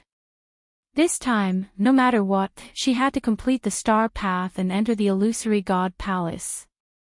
In the courtyard, Rong Xiao and Chu Luiyue sat facing each other. A translucent chessboard floated between them. On it, the two chess pieces were fighting fiercely. Chu Luiyue stared at the chessboard and rubbed her chin. Ever since she read the mythical flame diagram and officially broke through to the great grandmaster realm, her Xian formation cultivation had improved greatly. But after fighting with Rong Xiao, she felt a deep sense of defeat. Now, no matter where she went, there was no way to reverse the situation. She was at the mercy of others. Master, there.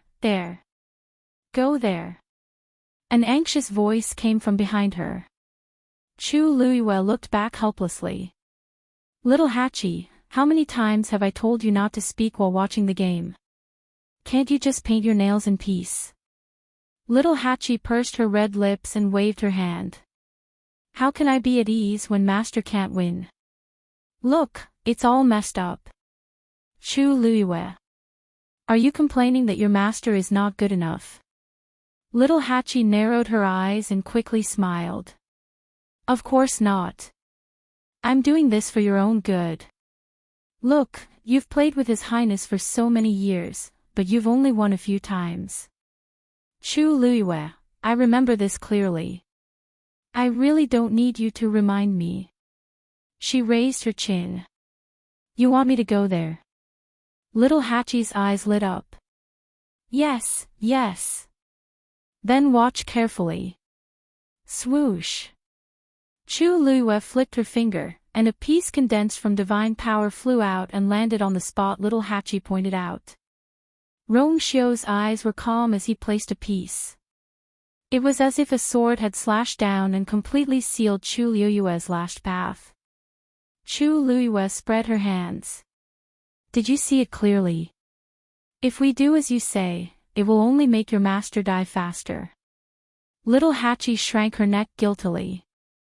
Ahem, master, I haven't been learning for long. Of course, I can't compare with you and His Highness. I promise I won't say anything next time. Chu Luiyue said.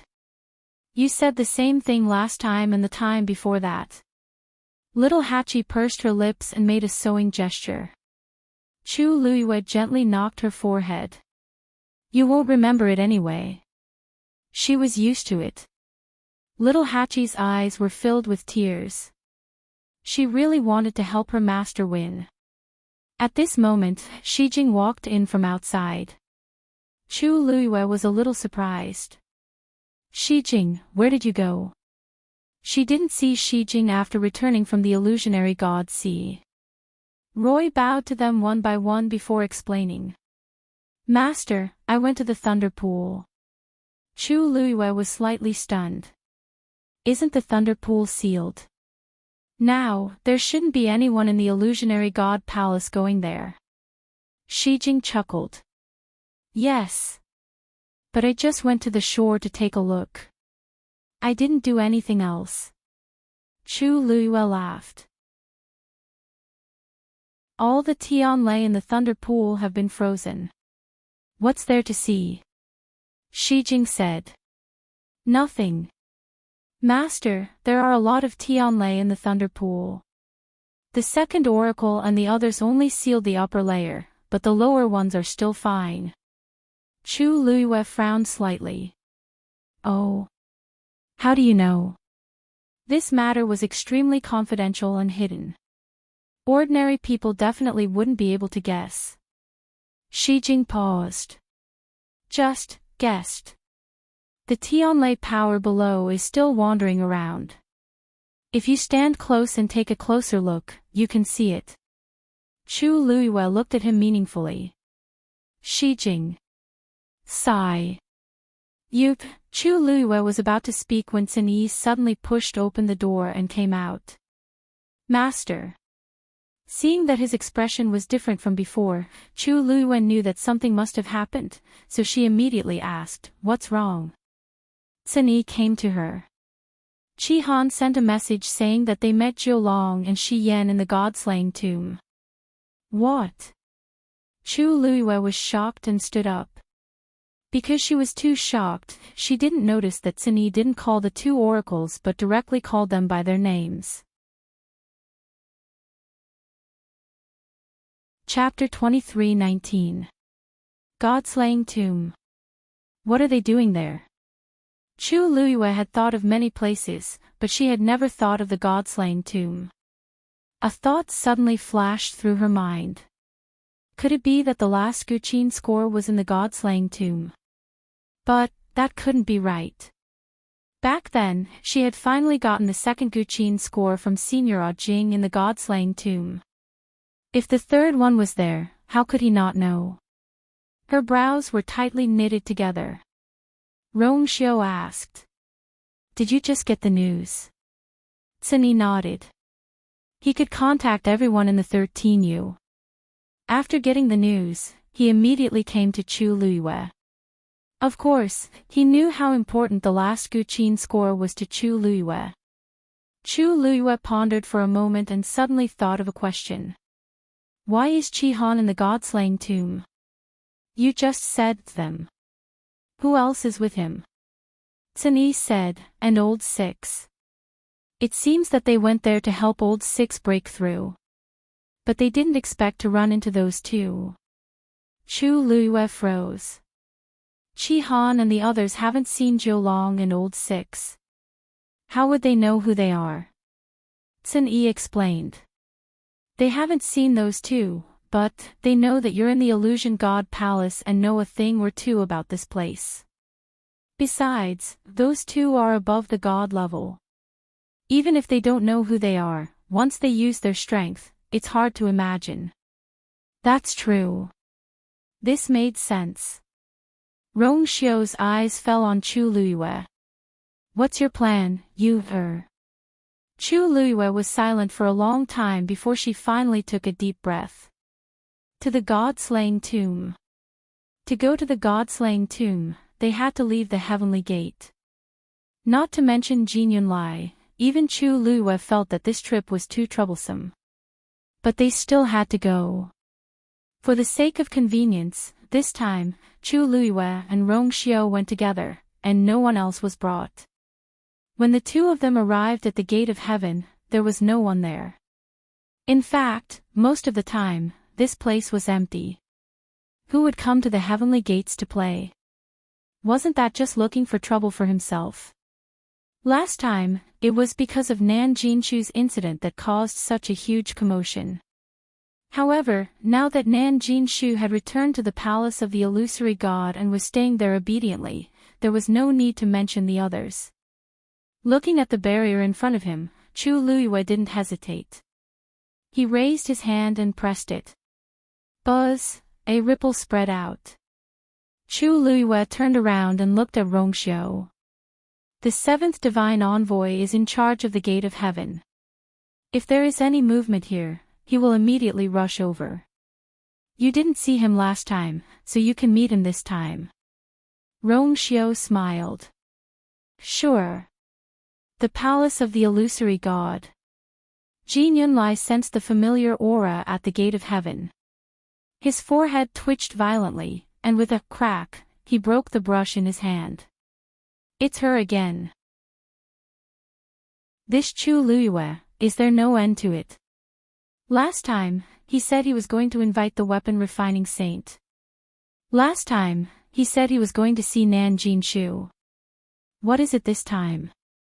Jin Yunlai didn't want to pay attention to him, but the gate of heaven was constantly moving. Chu Luiyue was determined to go out. After a while, Jin Yunlai finally couldn't help but stand up. However, before he could walk out, a voice suddenly came from afar. Jin Yunlai. Jin Yunlai was shocked when he heard the voice. The first divine envoy. Then, an illusory figure gradually appeared in front of him. However, the figure was shrouded in a layer of faint light, making it difficult to see his facial features. He could only barely make out a silhouette. Even so, Jin Yunlai recognized at a glance that it was indeed the first divine envoy. He took a quick glance and immediately looked away. He bowed his head and said respectfully, Greetings, first divine envoy. May I know why the first divine envoy is here today? Due to nervousness, Jin Yunlai's body was a little stiff. Ever since the first divine envoy went into seclusion, he had never stepped out of the courtyard. Although he did not appear with his true body and was only a strand of his aura, this was the first time he had done so. Don't you know why I'm here? The voice was low and indifferent, but it carried an invisible pressure. Jin Yunlai's chest tightened. He frowned and quickly searched his mind. Recently, he didn't seem to have done anything. Why did the first divine envoy sound like he was scolding him? Please enlighten me, first divine envoy. Boz. There was movement at the gate of heaven again. Jin Yunlai subconsciously turned his head to look. The first divine envoy had already made his move. Whoosh! A red stream of light flew out quickly and went straight to the gate of heaven. Jin Yunlai was shocked. The first divine envoy made his move personally.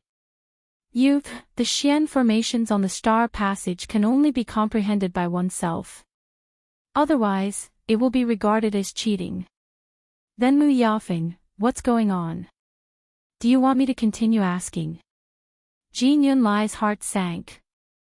The crimson streak of light flashed through the air at high speed. It arrived at the gate of heaven in the blink of an eye. Chu Luiyue heard the movement and looked up. He felt a little strange. This is the first divine envoy's aura. Noticing this, a look of shock flashed across her eyes. Then, the red stream of light landed on the barrier. The enchantment quietly opened. Chu Luiyue was stunned. After waiting for a while, Jin Yunlai didn't arrive. Instead, the first divine envoy made his move. What does he mean by this? Chu Luiyue couldn't figure it out for a moment. Warning. Reprimand. Rongxiu smiled faintly. Maybe the seventh divine envoy is busy. Digression, very good. Someone in the comments section guessed part of the truth. 6:00. Chapter 23:20. When Jin Yunlai did not show up, Chu Luiyue did not pay much attention to it. However, when the first god emissary suddenly made a move, she was very surprised. Could it be that he finally decided to come out of seclusion? But something like opening the gate of heaven, it seemed that no matter what, it was not his turn to do it. Rongxiao held her hand. There's no time to lose. Chu Luiwei retracted her gaze and gently nodded. The two figures quickly disappeared outside the gate of heaven. After a while, the barrier reassembled and was very calm. Chu Luiwei's departure did not attract the attention of the people in the illusory god palace. On one hand, many people's attention was on Mu Yafeng. On the other hand, the movement in the gate of heaven was too small. From the beginning to the end, only a short period of time had passed. Only the divine envoys who were guarding the various locations raised their heads in astonishment when they sensed this fluctuation. This is, the first god emissary made a move. More importantly, he seemed to be at Jin Yunlai's residence. In an instant, several god emissaries immediately moved out and headed towards Jin Yunlai's direction.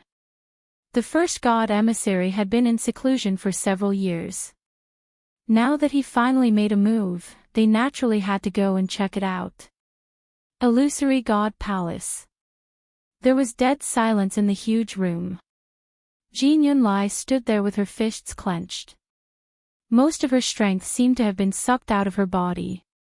Even opening her mouth to speak was difficult. Her face was pale and her lips trembled slightly. She felt as if she had fallen into an ice cave. Every word of the first god emissary's questioning was heavy and cold. After a long time, she finally found her voice. I just gave her a little reminder, a little reminder.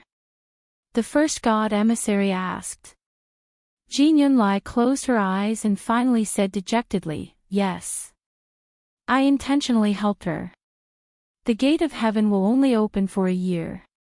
If she is unable to comprehend all the Xian formations on the star path before the deadline and enter the illusory god palace to ascend to the heavens, then she will have to wait for another 10,000 years.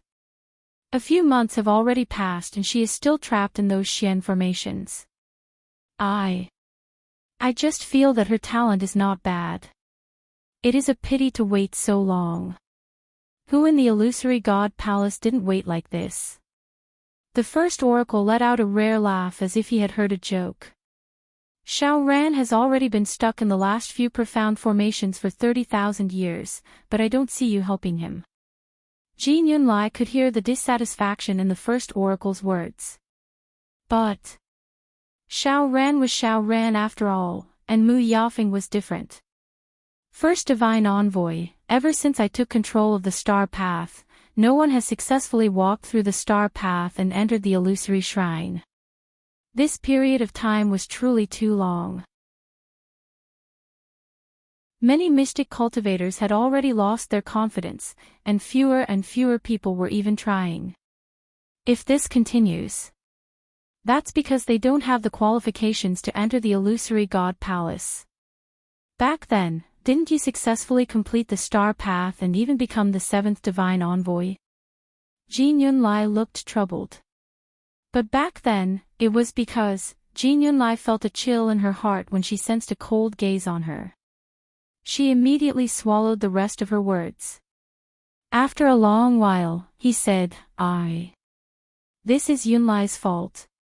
Yunlai will accept any punishment given by the first oracle. But there are some things that I have to say. Mu Yafeng is the most talented mystic cultivator in the illusory god palace in the past 10,000 years. If even she can't do it, then there's no need to talk about the others. If I have to choose to help someone ascend to the heavens and become a god, I will still choose her. You also understand the situation of the profound formations on the star path. The further you go, the more difficult it is. If you don't have enough talent and strength, even if someone gives you pointers, it's still useless. I admit that I helped Mu Yafeng, but she was able to succeed because of her own reasons. Besides, strictly speaking, I did give her some pointers, which may not even be as detailed as the annotations on the mythical flame diagram. If Shangguan Yu can read the mythical flame diagram, why can't Mu Yafeng? In the beginning, he actually didn't have this idea. On one hand, it was because he thought highly of Mu Yafeng and always felt that these problems weren't difficult for her. On the other hand, he didn't have such plans before. But as time passed, the development of the situation gradually deviated from his expectations. On Mu Yafeng's side, she was unable to crack the profound formation and was trapped in one place for a long time without any intention of continuing. On the other hand, Chu Luyue continuously advanced with the help of the mythical flame diagram and successfully stepped into the area of the Grandmaster's profound formation. If this continued, Chu Luyue might really surpass Mu Yafeng. That wasn't the result that Jin Yunlai wanted to see. Because she didn't have a bloodline totem, Jin Yunlai was biased against Chu Luyue from the beginning and always felt that she would leave the illusory god palace soon. Who knew that not only did she not leave, but she also caused a lot of trouble and became the focus of the illusory god palace. If she really took the lead, not only would Mu Yafeng be unhappy, but Jin Yunlai would also feel like she was slapped in the face. Even if Chu Luyue couldn't ascend to the heavens and become a god, as long as she performed better than Mu Yafeng, it was inevitable that everyone would talk about her. And Jin Yunlai, who was in charge of the star path, would naturally be implicated. What would happen in the end? Everyone would see that Mu Yafeng, who he had always thought highly of, was actually not that outstanding at all. Instead, it was Chu Luyue, who had been despised and ridiculed from the beginning, who easily crushed her in all aspects.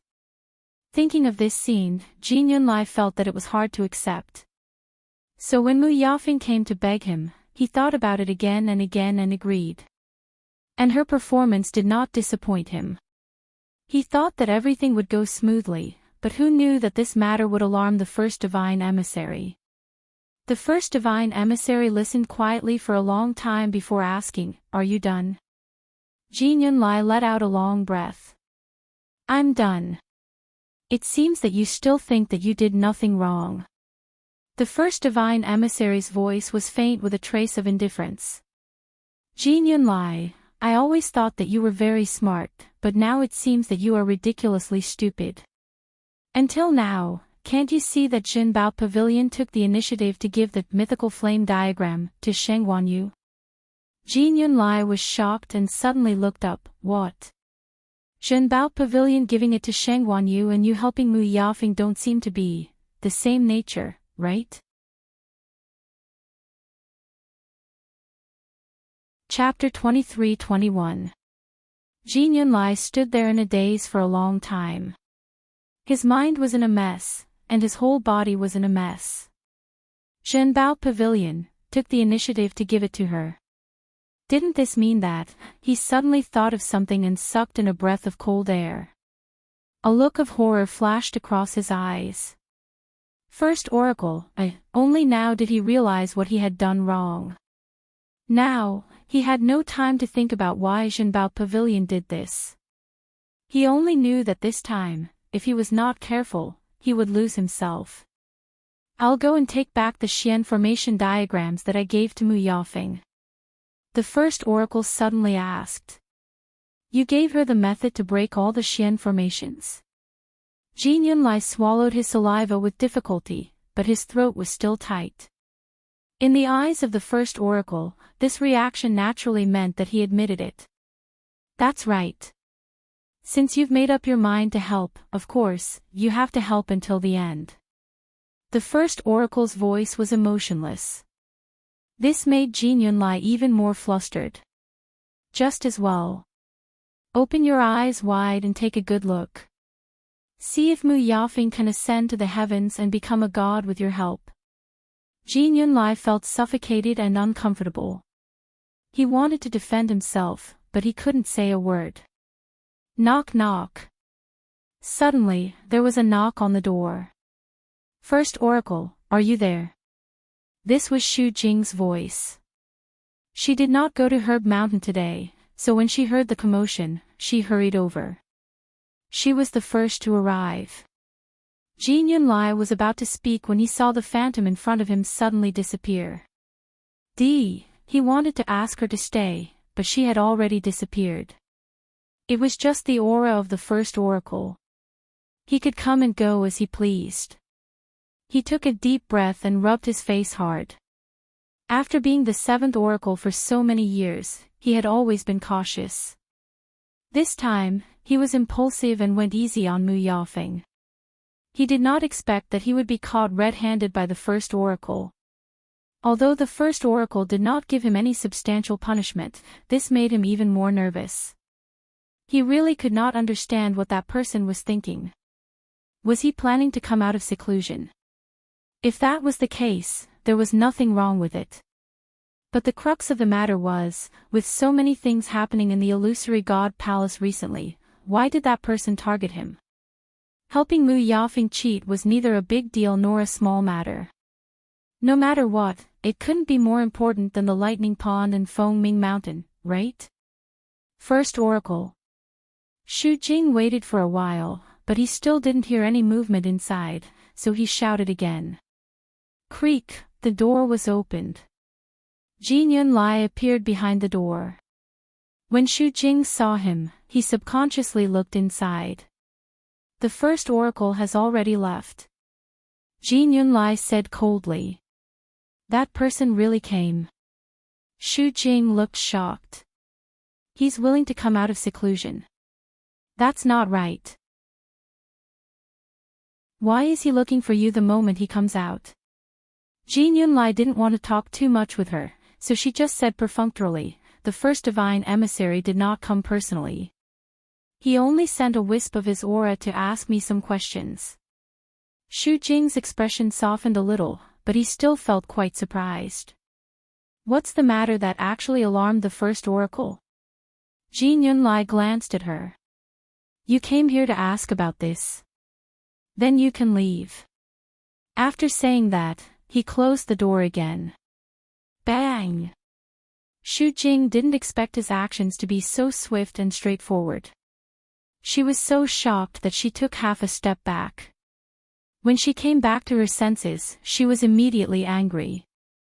Didn't she come to ask because she was too surprised that the first oracle had come out of seclusion?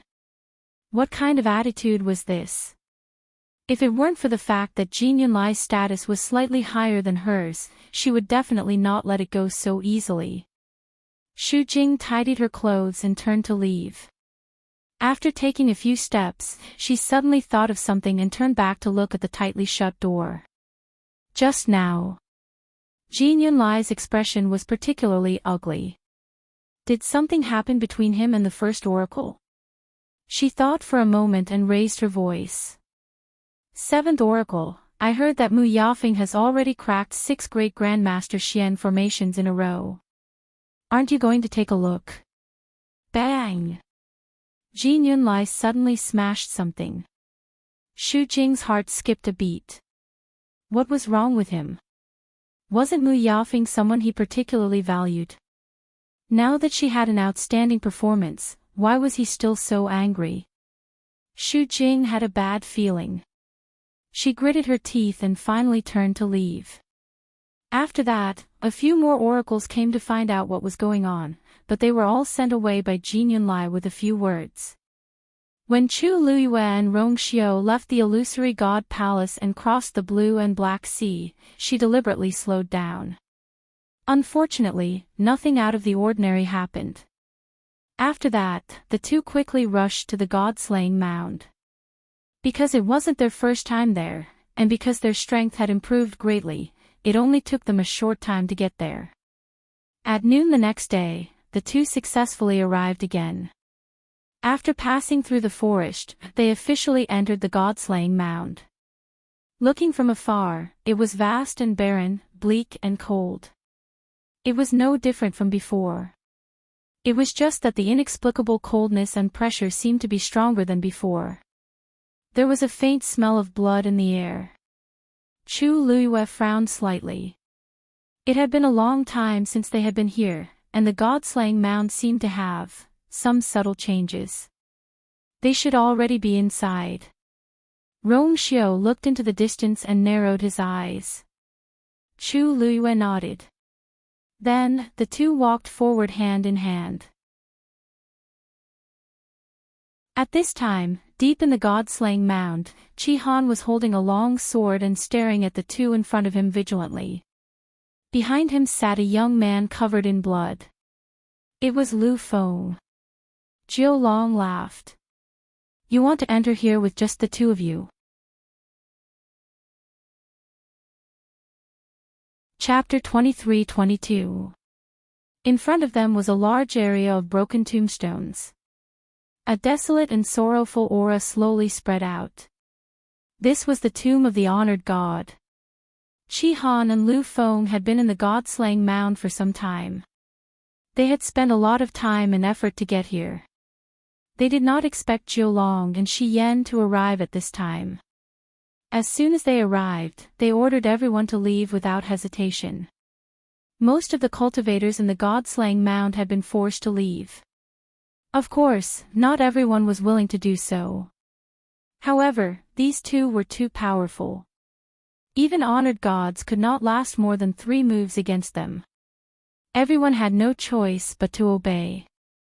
Jiu Long and Shi Yan had entered from the edge of the god-slaying mound, so they were the last to arrive here. They met Qi Han and Lu Feng, who were waiting outside the tomb. The aura of the tomb of the honored god had changed slightly with the passage of time. To ensure their safety, the two decided to wait here until the aura was at its weakest before going in. When Jiu Long and Shi Yan arrived, Qi Han and Lu Feng had already waited here for 3 days. As expected, they were also chased away. But they did not agree. After a short stalemate, Jiu Long and Lu Feng attacked. After a few rounds, Lu Feng was injured and defeated. Qi Han held his sword in front of Lu Feng to guard against Jiu Long's next move. Of course, Jiu Long didn't take his actions seriously at all. They were just 2 exalted gods. What was there to care about? Jiu Long looked down at the two of them. My patience is limited. I can't be bothered to continue arguing with you. I'll count to 3. If you don't leave by then, don't blame me for being merciless. Qi Han said coldly. The god-slaying mound is not anyone's private territory. Every cultivator in the world comes here. You want everyone to leave. That's too unreasonable. 1. Jiu Long raised one finger. Obviously, he did not care about Qi Han and Lu Feng. He could not be bothered to continue arguing with them. After all, he had already given them the warning he needed. If they insisted on not listening, there was nothing he could do. Lu Feng coughed and slowly wiped the blood from the corner of his mouth. He twitched his lips without a smile. Qi Han, there's no need to say so much to them. If they were reasonable, they would not do such a thing. Shi Yan glanced at the two of them and said slowly, that's right. Reason. Don't you know that in this world, strength is the only thing that matters? 2. Jiu Long raised her eyebrows. These two people were really not afraid of death. Unfortunately, perseverance without strength was ignorant stubbornness. Not only was it meaningless, it would even bring him a lot of trouble. The first messenger only said that the two of them were to come and find the last piece of music, but he did not say where it was. The god-slaying tomb was huge. Even if the two of them worked together, it would still take a lot of effort to find it. Because they were worried that someone would find the music score before them, the first thing they did when they arrived was to drive everyone out. Better to be safe than sorry. Although this would be troublesome, it would avoid some risks. Overall, it was worth it. Most of the people he had met before were quite obedient, or rather, sensible. After seeing that Jiu Long and Shi Yan's strength far exceeded theirs, they all gave up and retreated. Only these two were stubborn. 3. Jiu Long shouted the last count, shook his head, and raised his hand. It's your honor to die in my hands. He did not want to dirty his hands with the blood of the exalted gods. Unfortunately, these two were not smart enough. Vigorous divine power quickly gathered in Jiu Long's palm and transformed into a long sword. The long sword was bright and sharp, and it was covered with a thin layer of frost. Under the sunlight, it shone with a cold light. Then, he raised the sword and slashed down. The sword fell silently, but wherever it passed, space was quickly cut open and then collapsed. Large swathes of black spatial cracks appeared, and violent energy surged out from them. Chi-Han gripped his sword even tighter. Just as he was about to attack, he realized that he could not move at all. The powerful aura suddenly descended, and he could not retaliate at all. Jiu Long's sword fell from the sky and was about to kill Chi-Han and Lu Feng. A bloody wound suddenly appeared between Chi-Han's eyebrows. That was an extremely sharp sword energy, and it easily broke through his defense. Jiu Long's eyes were indifferent. Die! That sword flew toward Chi-Han at an even faster speed. However, right at this moment, a sharp sound of air being torn apart suddenly came from afar. Swoosh! Then, a bright golden and greenish-black sword light flew from the sky, piercing through the clouds and wind. Clang, swish! That sword light and Jiu Long's long sword collided, and then quickly flew up and slashed across. In an instant, sparks flew everywhere. Jiu Long's sword was sent flying just like that. Seeing this, Jiu Long was shocked and immediately raised his hand to call back his sword. The sword landed in his palm and was still trembling violently. It could be seen how powerful that blow was. He frowned and looked over. That was an extremely sharp long sword. Half golden, half greenish-black, neatly and perfectly blended together, and the glow was bright and heavy. This was, just as Jiu Long and Shi Yan were shocked, Chi-Han and Lu Feng had already sensed the extremely familiar aura on that sword. The two of them quickly looked at each other and saw the excitement in each other's eyes. Jiu Long turned his head and looked in the direction where the sword came from. He shouted in a deep voice, "Who is it?" A clear and pleasant voice drifted over with the wind. Ninth Divine Envoy, if you want to kill my people, you should at least ask for my permission first, right? Jiu Long was stunned at first, then he realized that this voice was very familiar. A name suddenly appeared in his mind. Sheng Wanyu. Just as he finished speaking, a woman in a red dress appeared in a flash. Her figure was slim and graceful, and her beauty was unparalleled. Her black hair flew in the wind, and the hem of her dress danced. There was a faint smile on her face, and her starry eyes were slightly curved like the moon, as if they were filled with starlight. Jiu Long's face darkened. It's really you. Chi-Han and Lu Feng could no longer suppress their emotions and shouted in unison. Master! Chu Luiyue came in front of the duo and sized them up. She only relaxed when she saw that their injuries weren't particularly serious. She smiled and said, "Don't worry. Fortunately, we're not too late." Jiu Long frowned and stared at the few people in front of him. The two of them are your subordinates. Chu Luiyue turned around and tucked her hair behind her ear.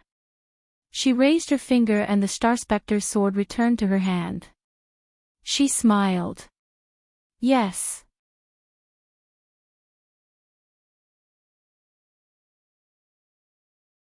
Chapter 23-23. Jiu Long looked at the woman in front of him in shock. He had only used 30% of his strength in that attack, but it wasn't something an ordinary cultivator could withstand. And yet, Chu Luiyue had blocked it so easily. He had heard this name a few times recently. After all, she had caused quite a commotion in the Illusion God Palace.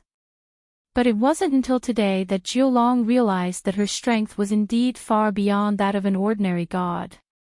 You came out of the Heaven Gate? Jiu Long asked. Chu Luiyue smiled and nodded. It's not the first time I've come out.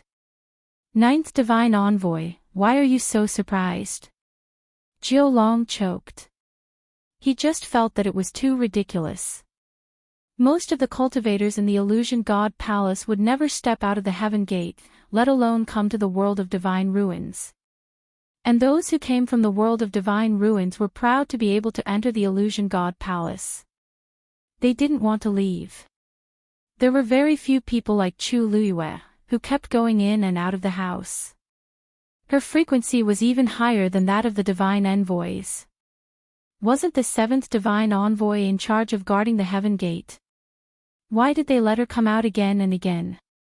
More importantly, she didn't have a bloodline totem. Wasn't that even more ridiculous?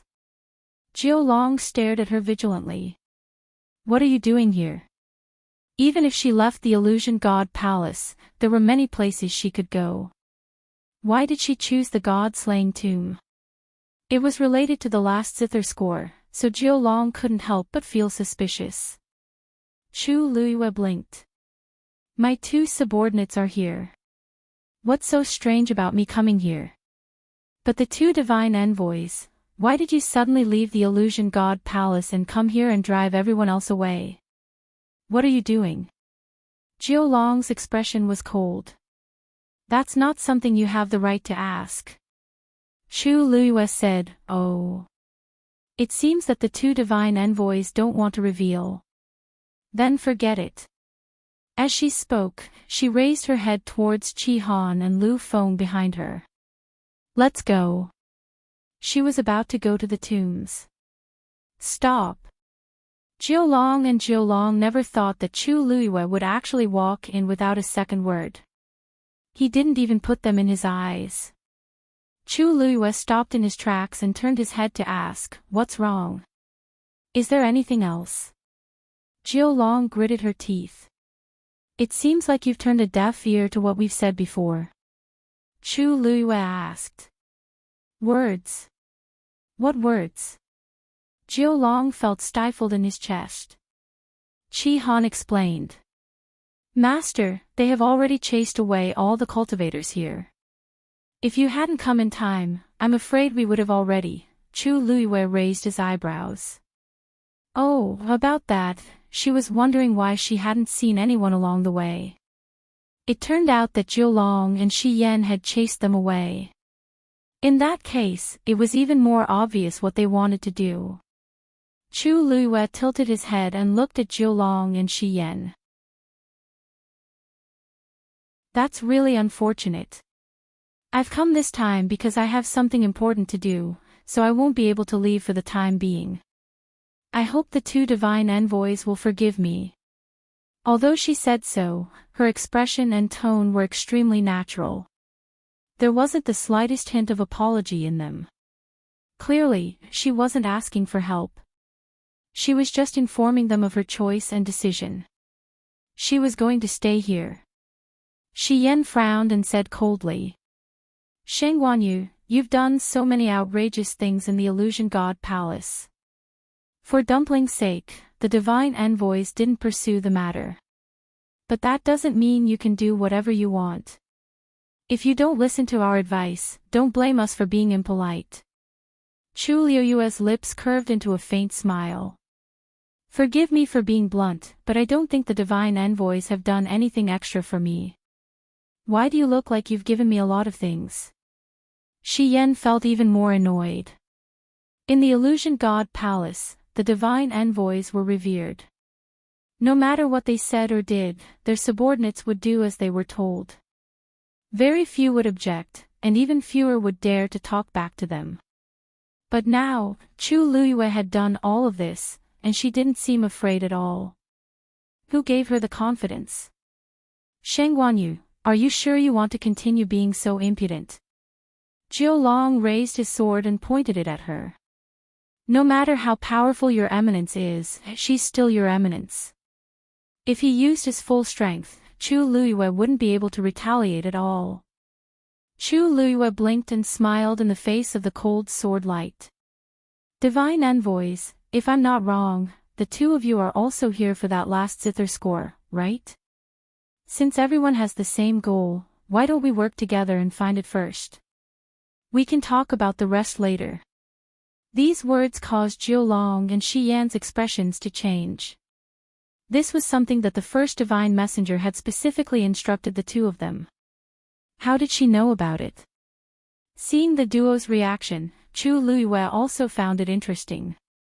She glanced at the two of them, then slowly asked, "You've come here to find the zither scores. The two of you have already come here to look for the zither score. Don't tell me that you still don't know. The two zither scores from before have already recognized me as their master?" "What did you say?" Jiulong and Shi Yan both exclaimed in shock. Chu Luiyue shrugged. It seemed that they really didn't know. Since the first divine envoy gave you this task, why didn't he tell you about it? Not many people knew that she was the master of the zither scores, but Nan Jinshu was one of them. He had chosen to tell the first divine envoy the location of the last score, so there was no reason for him not to tell her. Besides, someone like the first divine envoy should know this like the back of his hand. Otherwise, how could he be qualified to be called the first divine envoy and be in charge of the entire Illusion God Palace? But the strange thing was, these two didn't know. Jiulong was about to attack. Chu Luiyue calmly raised her hand. "Wait. Ninth divine envoy, I've already said that the two zither scores are with me, and they already belong to me. If you kill me now, you won't get a single one. Once she died, the two zither scores would be scattered and hidden away again, and they would never be found again. Unless there was something wrong with their heads, Jiulong and Shi Yan would never touch her." This was also why Chu Luiyue dared to be so frank. Since she couldn't hide it, she might as well be frank. "You dare threaten us?" Jiulong gritted her teeth. Chu Luiyue sighed helplessly. "I've already made it so obvious, but you two only realized it now." She had always been a straightforward person. If she wanted to threaten someone, she would do it openly and openly. The first two zither scores were with her. If they had the ability, they would have to fight for it. She wasn't afraid of death, but she didn't know if the Illusion God Palace would be afraid of getting nothing in the end.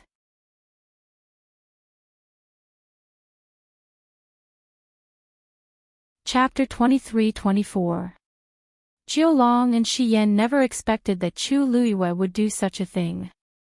She directly admitted that the two zither scores were with her and used them as leverage to threaten them so that they wouldn't dare to kill her. She was so direct that she didn't even give them any time to react. The most hateful thing was that after thinking about it carefully, they realized that Chu Luiyue wasn't so arrogant for no reason. After knowing this, even though they hated her to the core, they didn't dare to do anything to her. "Since you're looking for the zither scores and I'm also looking for one, isn't it just right for us to work together?" Chu Luiyue asked with a smile. Jiulong was fuming with anger. "What do you mean by just right? Sheng Guanyu, do you really think we're fools?" The zither scores had already recognized her as the master, so even if they found the remaining one, it would most likely end up in her hands. In this aspect, she had an absolute natural advantage. Even if they worked together and found the zither scores, it would just be a wedding dress for her. Right now, they couldn't wait to guard against her, so why would they work together with her? Chu Luiyue looked regretful and spread her hands. "It seems that the two of you aren't willing. Since that's the case, then, let's mind our own business and rely on our own abilities. How about it? This zither score belongs to whoever finds it first."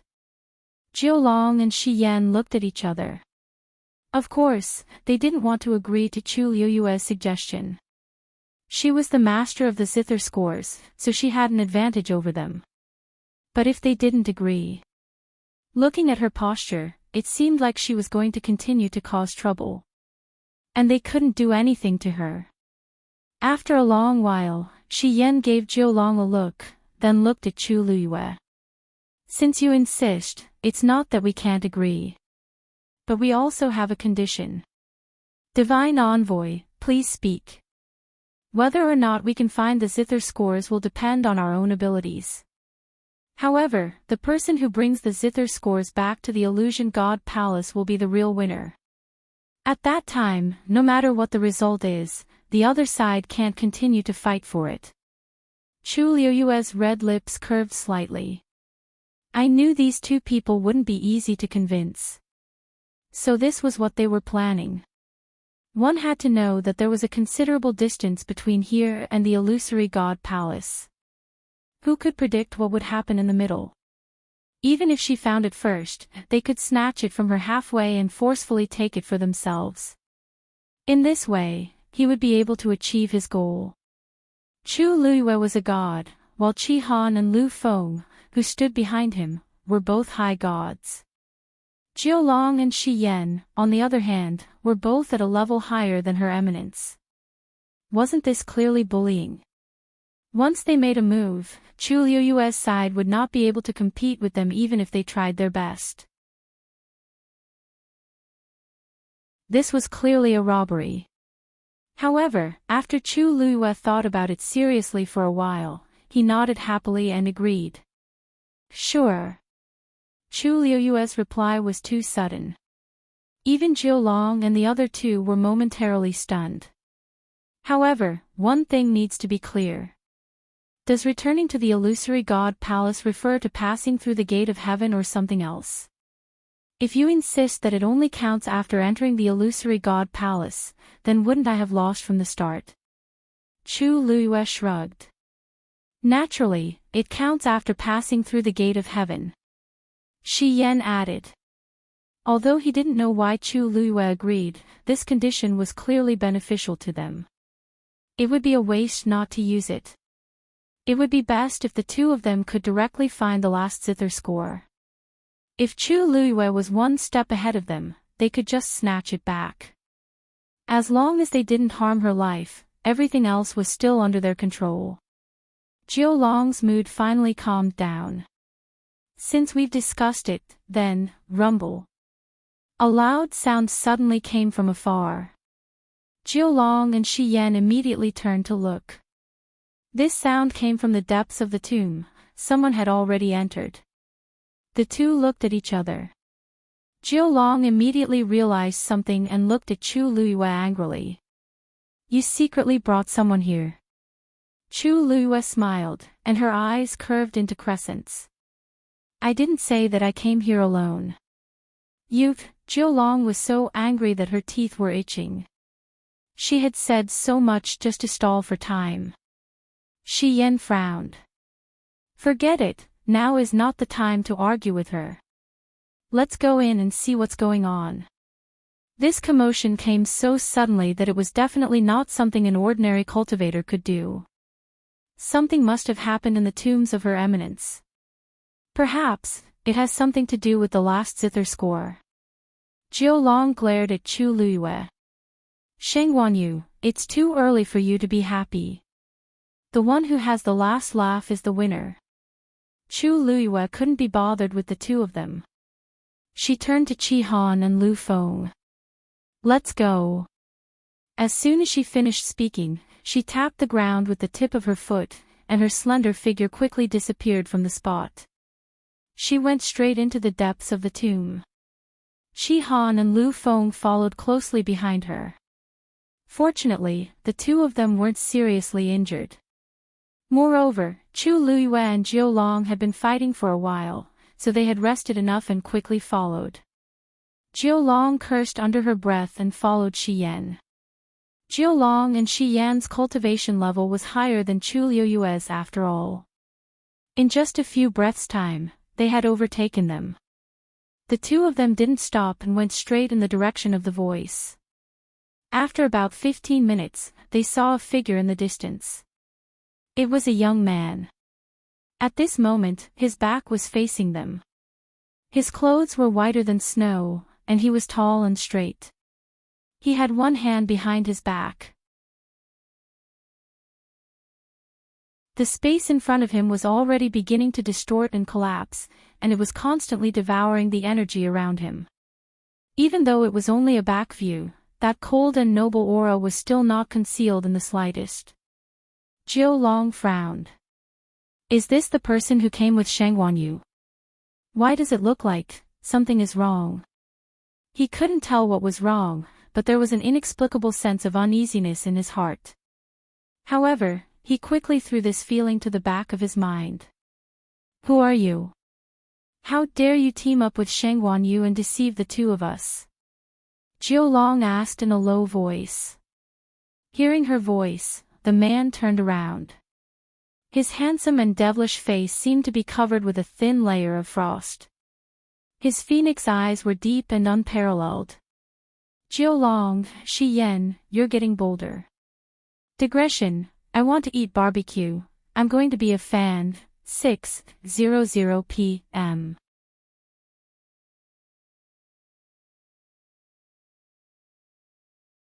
Chapter 23-25. This question instantly caused Jiulong and Shi Yan to be shocked on the spot. Emperor. The two of them were shocked. Their previous arrogance immediately disappeared and was replaced by deep respect. Why are you here? Jiulong's face turned pale. What did he say to the emperor just now? No wonder he felt that something was wrong when he saw this figure. This figure, this aura. He actually didn't recognize it. Actually, Jiulong couldn't be blamed. After so many years, the number of times he had seen the emperor could be counted on one hand.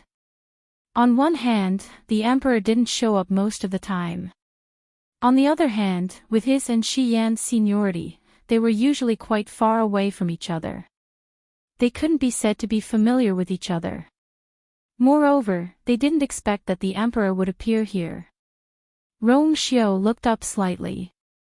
Three figures could be vaguely seen from afar. They were Chu Luiyue and the other two.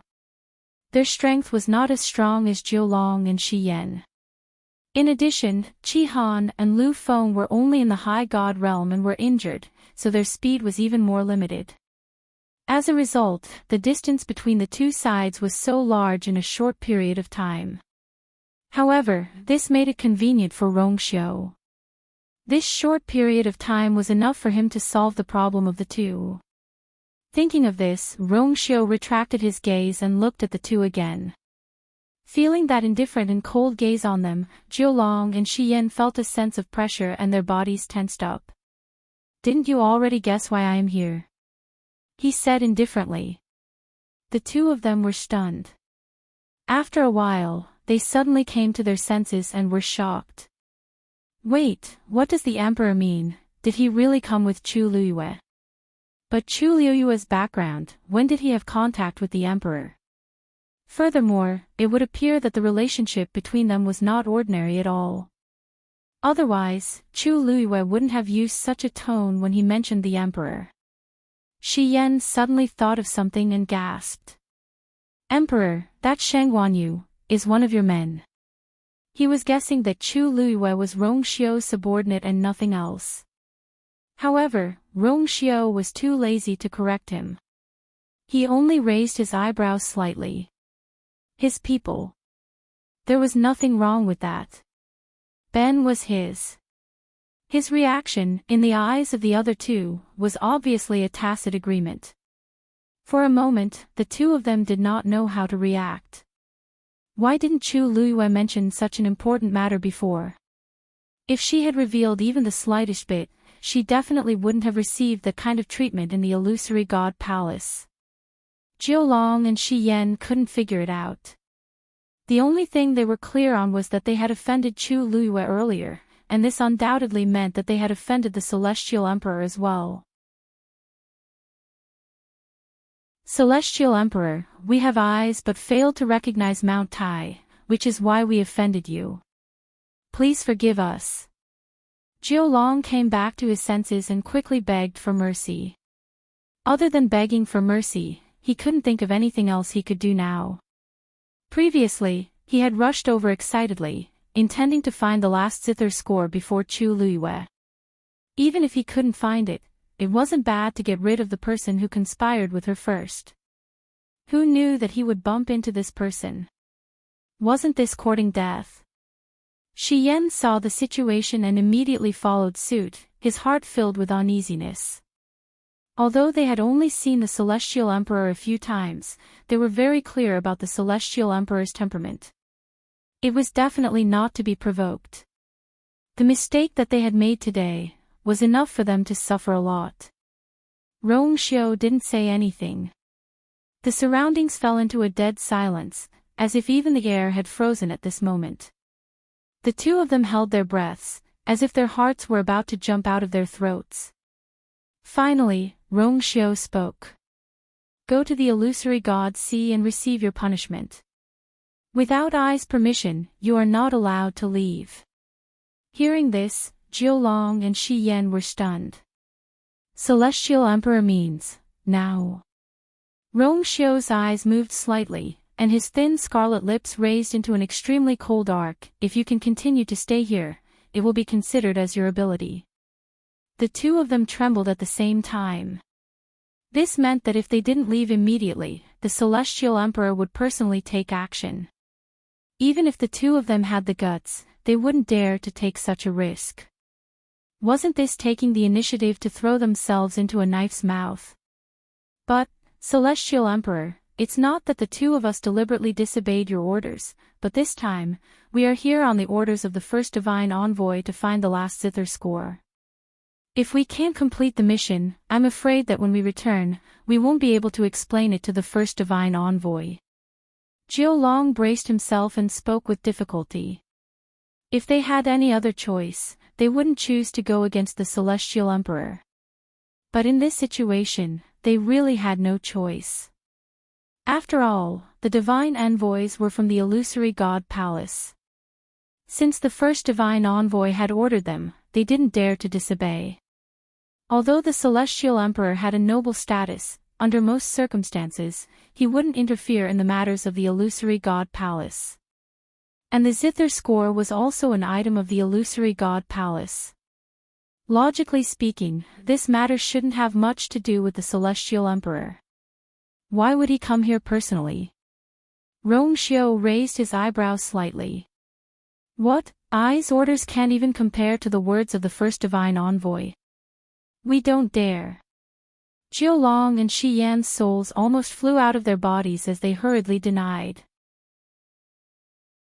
Not to mention them, even the master of the illusory god palace had to respectfully greet the Celestial Emperor when he saw him. How could they dare to say that? After weighing the pros and cons, the two of them struggled for a while before finally nodding with difficulty. We obey the Celestial Emperor's orders. But, the last zither score, Rongxiu narrowed his eyes. The zither score came from the illusory god palace, so it should return in the end. Hearing this, Jiulong and Shi Yan only thought that he agreed to return the last zither score to the illusory god palace after finding it. No matter what, they would be able to answer to the first divine envoy when they returned. Then, the two of us will take our leave. After saying that, seeing that Rongxiu's expression was normal, the two of them bowed respectfully and then hurriedly turned and left. Their speed was even faster than when they came. They were afraid that if they were a step late, they would lose their lives here. After a while, the two figures quickly disappeared into the distance. At this moment, Chu Luiyue and the other two finally arrived. Seeing that only Rongxiu was here, Chu Luiyue was stunned. Where are the two divine envoys?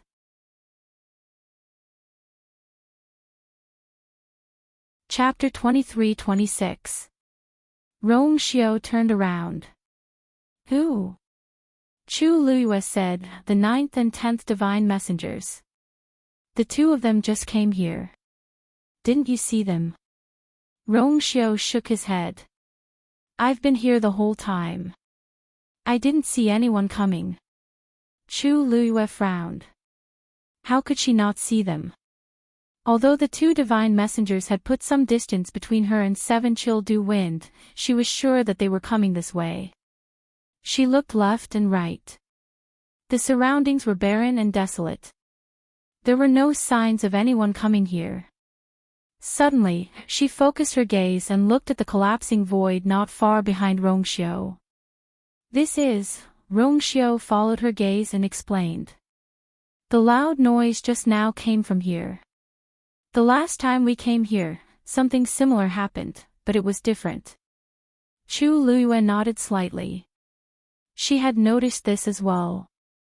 The last time, she and Rongxiu fell into a space that suddenly collapsed, and they brought the rocks back. This time, the energy and pressure here were much stronger than in the tombs of the high gods. Although the void was constantly swallowing energy, twisting and collapsing, it was not completely overturned yet. From this, one could see how powerful the power of space here was. At a glance, a transparent vortex had formed in the void. It kept spinning and expanding. The surrounding energy of heaven and earth kept surging into it, gradually turning it into a black hole. It could not be seen or touched. Only the vast pressure was getting heavier and heavier, indicating the danger within. It was still rising. A faintly discernible summoning force came from the vortex.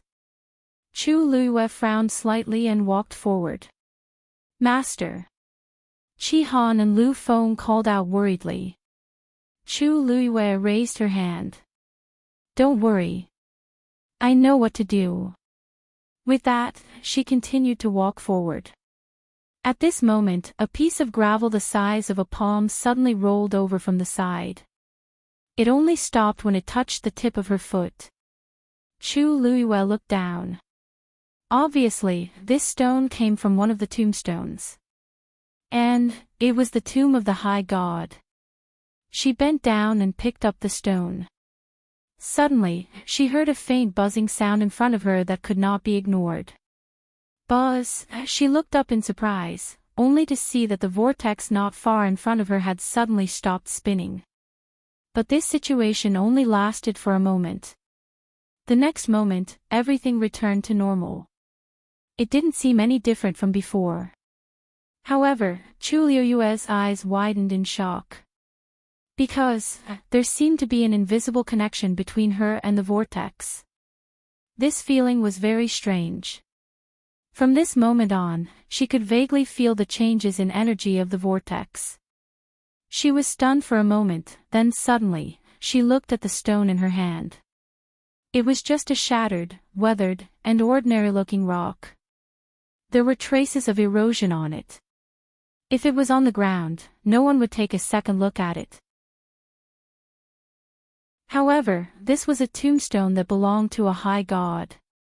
At this moment, the void to her right twisted and collapsed, then quickly formed a vortex.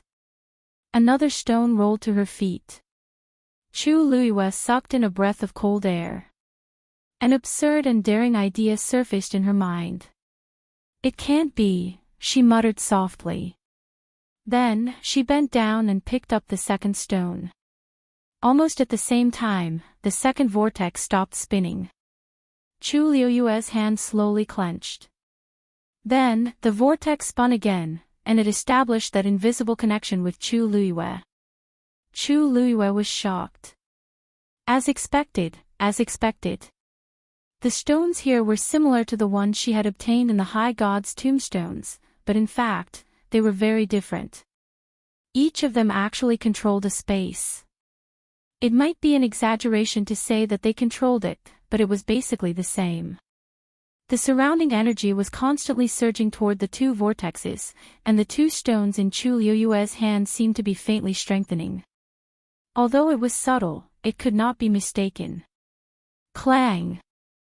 Suddenly, the sound of a zither came from Chu Luiyue's dantian. The sound of the zither was bleak and cold, and it spread far and wide in this vast wilderness.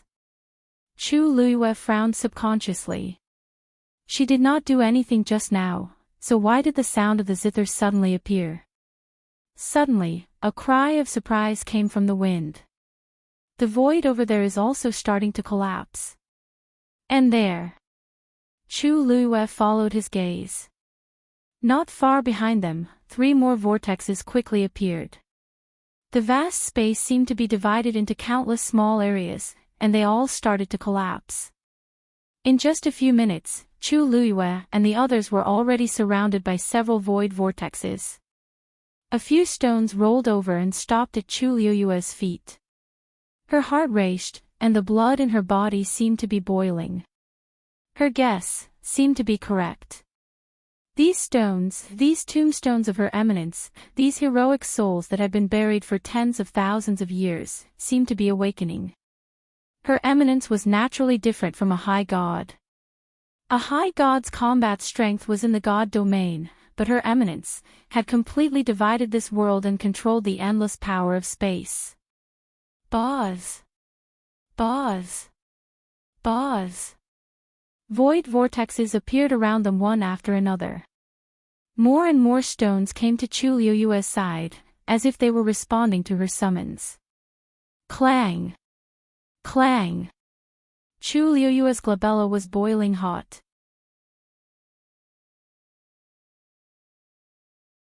Chapter 23-27. She touched the area between her eyebrows. It was as if there was a burning flame burning there. Her heart was beating rapidly, and the blood in her body was surging. This was her totem. Chu Liyue had known about the existence of this thing for a long time, but it had only appeared a few times when she was in a life-or-death situation.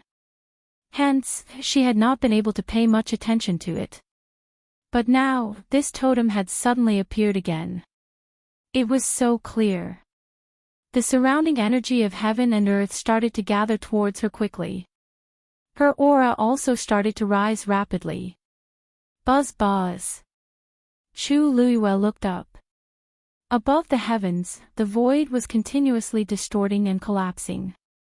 Vortexes were constantly appearing. Large pieces of rocks had already piled up beside her feet. An unparalleled amount of energy exploded, creating an extremely terrifying pressure that made it hard for people to breathe. Beside her, Lu Feng clutched her chest and sat down. She coughed a few times and wiped away the blood at the corner of her mouth. Then, she placed her hands on her knees and started to channel the surrounding energy into her body. Under such a powerful pressure, the best way to deal with it was to cultivate. Seeing this, Qi Han's expression became serious. He also placed his sword in front of him and started to cultivate. At this moment, endless energy was surging towards them from all directions. Most of it entered the collapsed void, which indirectly strengthened the power of the rocks beside Chu Liyue's feet. The remaining small portion dissipated and was swallowed by Lu Feng and Qi Han. Although the energy that the two of them occupied was only a small portion compared to the energy that was surging into the void, it was definitely an extremely vast amount for an exalted god. A faint blue glow overflowed from Lu Feng's body and quickly enveloped him. This was his godly territory. After the violent energy entered this godly territory, it was refined and became even purer. Without a doubt, this greatly increased Lu Feng's cultivation speed. Qi Han, who was beside her, made the same choice almost at the same time. A faint silver glow silently spread out and enveloped Qi Han's body. Rong Xiu's gaze turned slightly and paused on the two of them for a moment. His eyes were deep, yet calm and indifferent. In the next moment, he looked away. In fact, if there were other cultivators present, they would definitely be shocked to see Lu Feng and Qi Han's situation. After all, the two of them were only high gods. Logically speaking, their god realms should not be able to resist the terrifying might of the venerable god around them. It was even to the extent that the deity domain could not be used under such circumstances.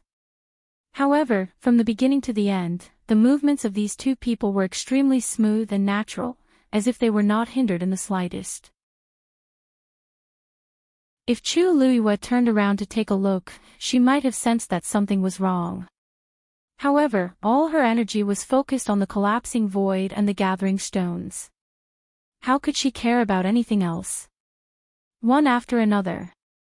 As more and more stones approached her, the invisible connection between her and the void vortexes around her became closer and closer. At the same time, a sense of desolation and sorrow welled up in his heart. Chu Liyue was never a sentimental person.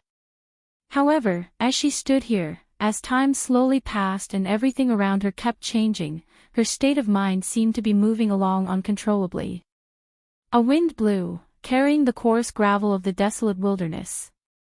When it brushed past her face, it brought a slight stinging pain. The smell of blood in the air seemed to have thickened. The solemn and bleak sound of the zither rang out from her body and spread far and wide. There seemed to be an image that appeared in her mind, but it was not very clear. Chu Luiyue raised her hand almost instinctively. Her eyes focused and seemed to have sunk into nothingness. At this moment, there seemed to be countless stars in the depths of her obsidian-like eyes. Then, her slender and white fingertips gently plucked. Clang! There were no strings under her hands, so she used the countless intersecting spaces as support to play the zither. Clang clang! Shattered tombstones stood in great numbers on the wilderness. There seemed to be a zither sound in the depths that resonated with her from afar. The palace of the illusory god. Jiulong and Shi Yan returned as fast as they could. After stepping into the illusory god palace, they did not care about anything else and hurried to the residence of the first divine envoy. Just as they arrived outside the courtyard and stood still, the door of the courtyard opened. Seeing this scene, Jiulong and Shi Yan looked at each other and saw the worry and nervousness in each other's eyes. The first divine envoy obviously knew something. This made them timid and for a moment, they did not dare to take a step forward. Come in and talk. A low and indifferent voice came from inside. The two did not dare to refuse and walked in nervously. Just like last time, they stopped when they were 5 steps away from the door. After respectfully cupping their fists, Jiulong spoke after some deliberation. First divine envoy, this time, the two of us did not do well and did not succeed in bringing back the zither score. Please punish us. Reason. The voice was calm and collected, without the slightest hint of surprise. This, Jiulong wiped the sweat from her forehead. However, Shi Yan could not help but explain. First divine envoy, this time we failed to return because the emperor also went to the god-slaying tomb. Also, Shanghai Yu went with him. Maybe because Shanghai Yu was the owner of the first 2 zither scores, the emperor intended to let her do it. Although we don't know why the emperor suddenly intervened, we did not dare to disobey the emperor's order, so we came back. However, the emperor promised to send the zither score to the illusory god palace after this matter is over. Jiulong gritted her teeth and added. In addition, the 2 of us have been ordered to the illusory god sea to receive punishment because we offended the emperor unintentionally. Without the emperor's order, we are not allowed to go out. In other words, after explaining to the first divine envoy, the 2 of them had to go to the illusory god sea. After the 2 of them finished speaking, the room was silent for a long time. This strange silence caused the 2 of them to be somewhat at a loss. Just now, they did not say anything wrong, did they?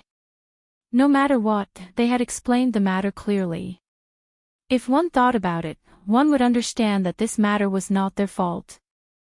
Not to mention them, even the first divine envoy did not dare to disobey the emperor's order. Moreover, the emperor had already punished them. What else could be considered enough? Jiulong and Shi Yan waited for a long time. First divine envoy.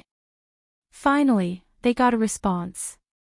I already know about this matter. You can leave now.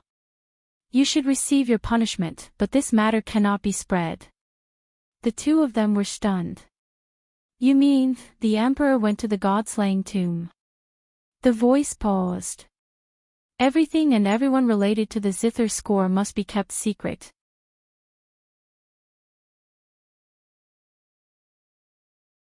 Chapter 23-28. This was the highest secret of the Illusion God Palace, so it was normal for the first divine envoy to ask them to keep it a secret. Without any hesitation, the 2 of them immediately agreed. Yes.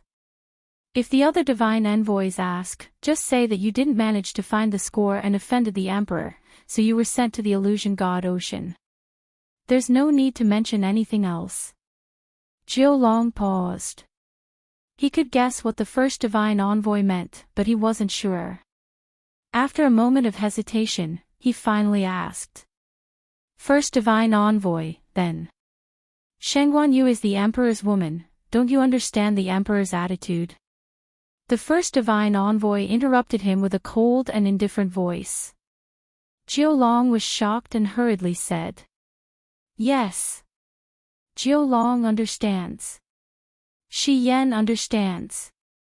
That woman had been in the illusion god palace for so long, but she hadn't revealed anything. The emperor's intentions were clear. The only thing that wasn't right was probably the extra attention and care that Jinbao Pavilion had given her. But that matter didn't arouse too many people's suspicions. After all, Chu Luiyue was a mystic master and had great talent and strength. Even if she didn't have any background, it was normal for Precious Treasure Pavilion to be willing to support her. Jiu Long and Shi Yan had heard about this before, but they didn't take it to heart. But now that they thought about it, they realized that there was a reason for everything. It was just that if this reason were to be revealed, who knew how many jaws would drop from shock? The two even secretly rejoiced that they hadn't interacted much with Chu Luiyue. Other than the dispute over the score in the god-slaying tomb, they hadn't offended her much. Judging from the emperor's attitude, it was clear that he valued her greatly. It wouldn't be good to provoke her. You may leave. Hearing this, the two heaved a sigh of relief and hurriedly left. After they left, the gate of the courtyard was tightly shut.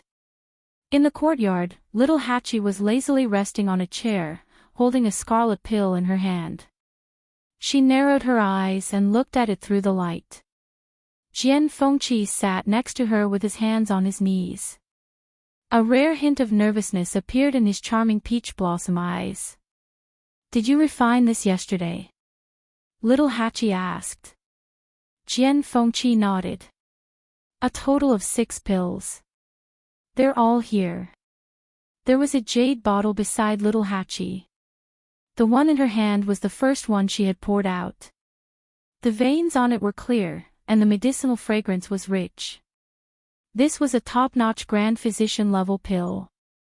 Then, with a light pinch of her fingernails, the pill instantly turned into ashes. Little Hachi. Jian Fengqi's eyes widened instantly. Why did you destroy my pill?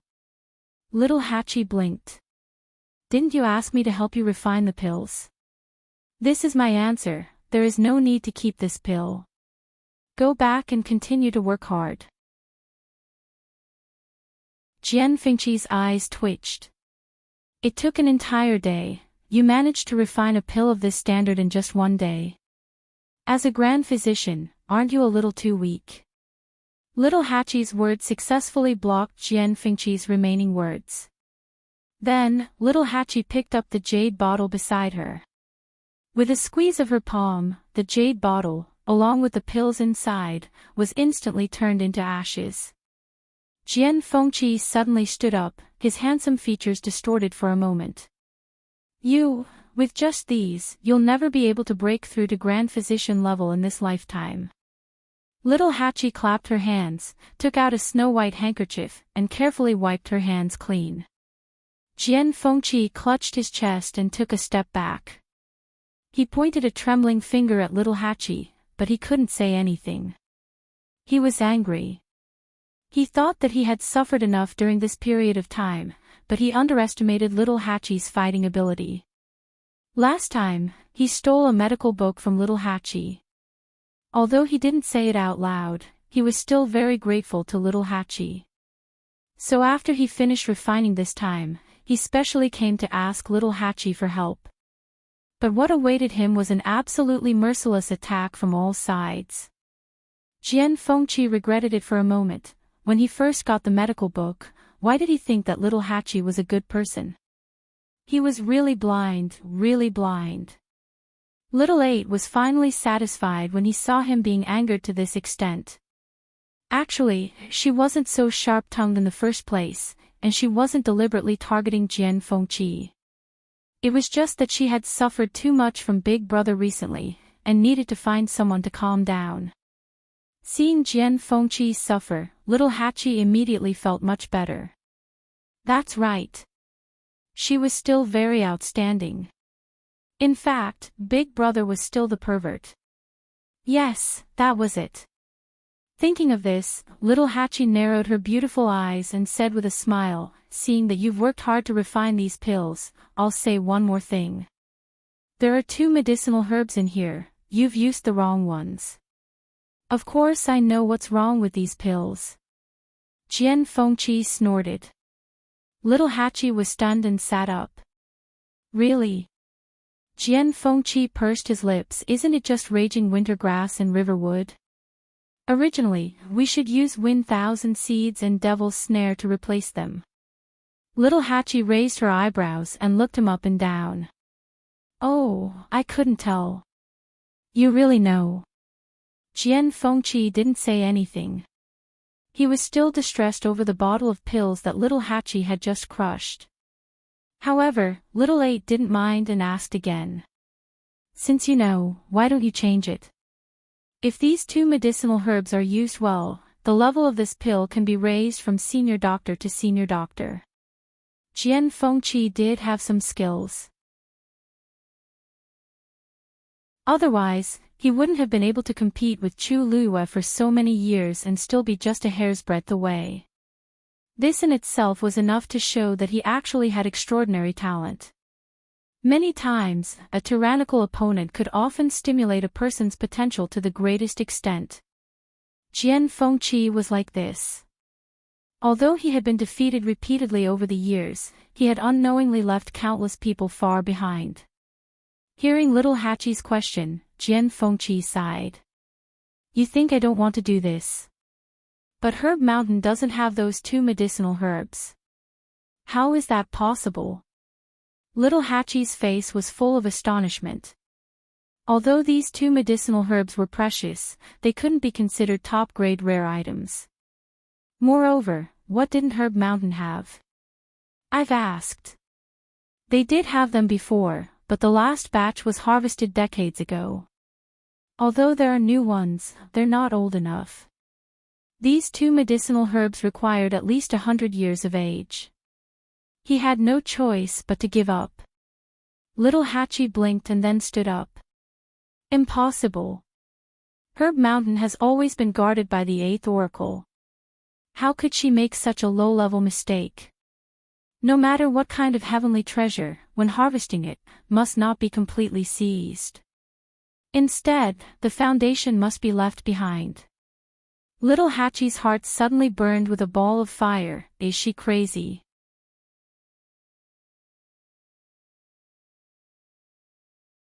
Chapter 23-29.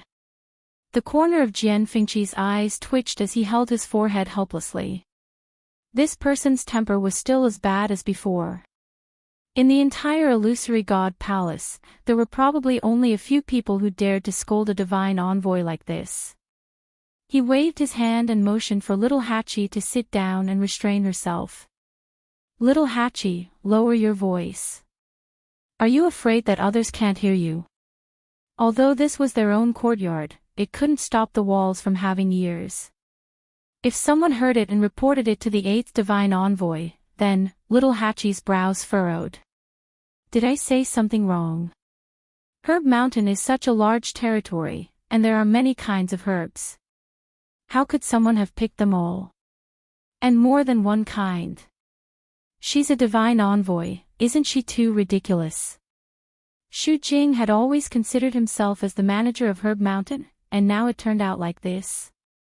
Seeing her huge reaction, Jian Fengqi's heart instantly felt touched.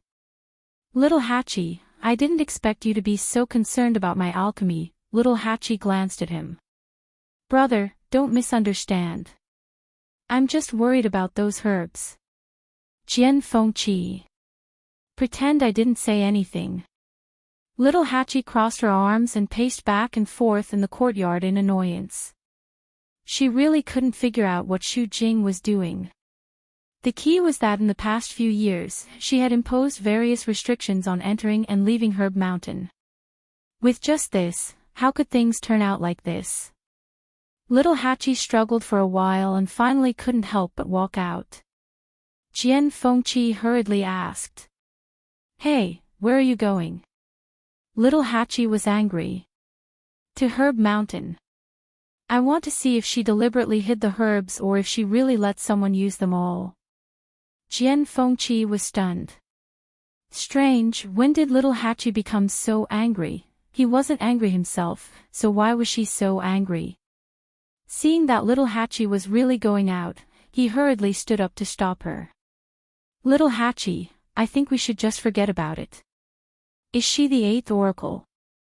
If he really let her go there so excitedly, she would definitely cause trouble. Little Hachi raised her eyebrows. What? You don't dare to go. Jian Fengqi was speechless. Was this a question of whether he dared or not? At this moment, Shijing also walked out of the house and headed outside. Seeing the two of them standing at the door, he greeted them. Yo, Little Hachi, are you going to Herb Mountain again? Little Hachi nodded. That's right. How did 4th brother know? Yoshii suddenly paused and staggered. He quickly supported himself on the door and coughed. Ahem, I heard you guys talking about this just now. Does 4th brother also support me going? Little Hachi pouted and asked pitifully, 4th brother, you have no idea what Shu Jing has done to Herb Mountain. Shijingo glared at him and immediately patted his chest. Go. In this illusion god palace, where can't Little Hachi go? Don't worry, with 4th brother here, no one will bully you. When 4th brother is done, I'll go find you. 4th brother is still going to the lightning pool. That's right. Shijing nodded. I think they don't plan on unsealing it yet. I really don't know how long they'll drag it out. His tone was filled with dissatisfaction. He had been going there almost every day recently, and Little Hachi was already used to it. She nodded in agreement. It's a bit too much.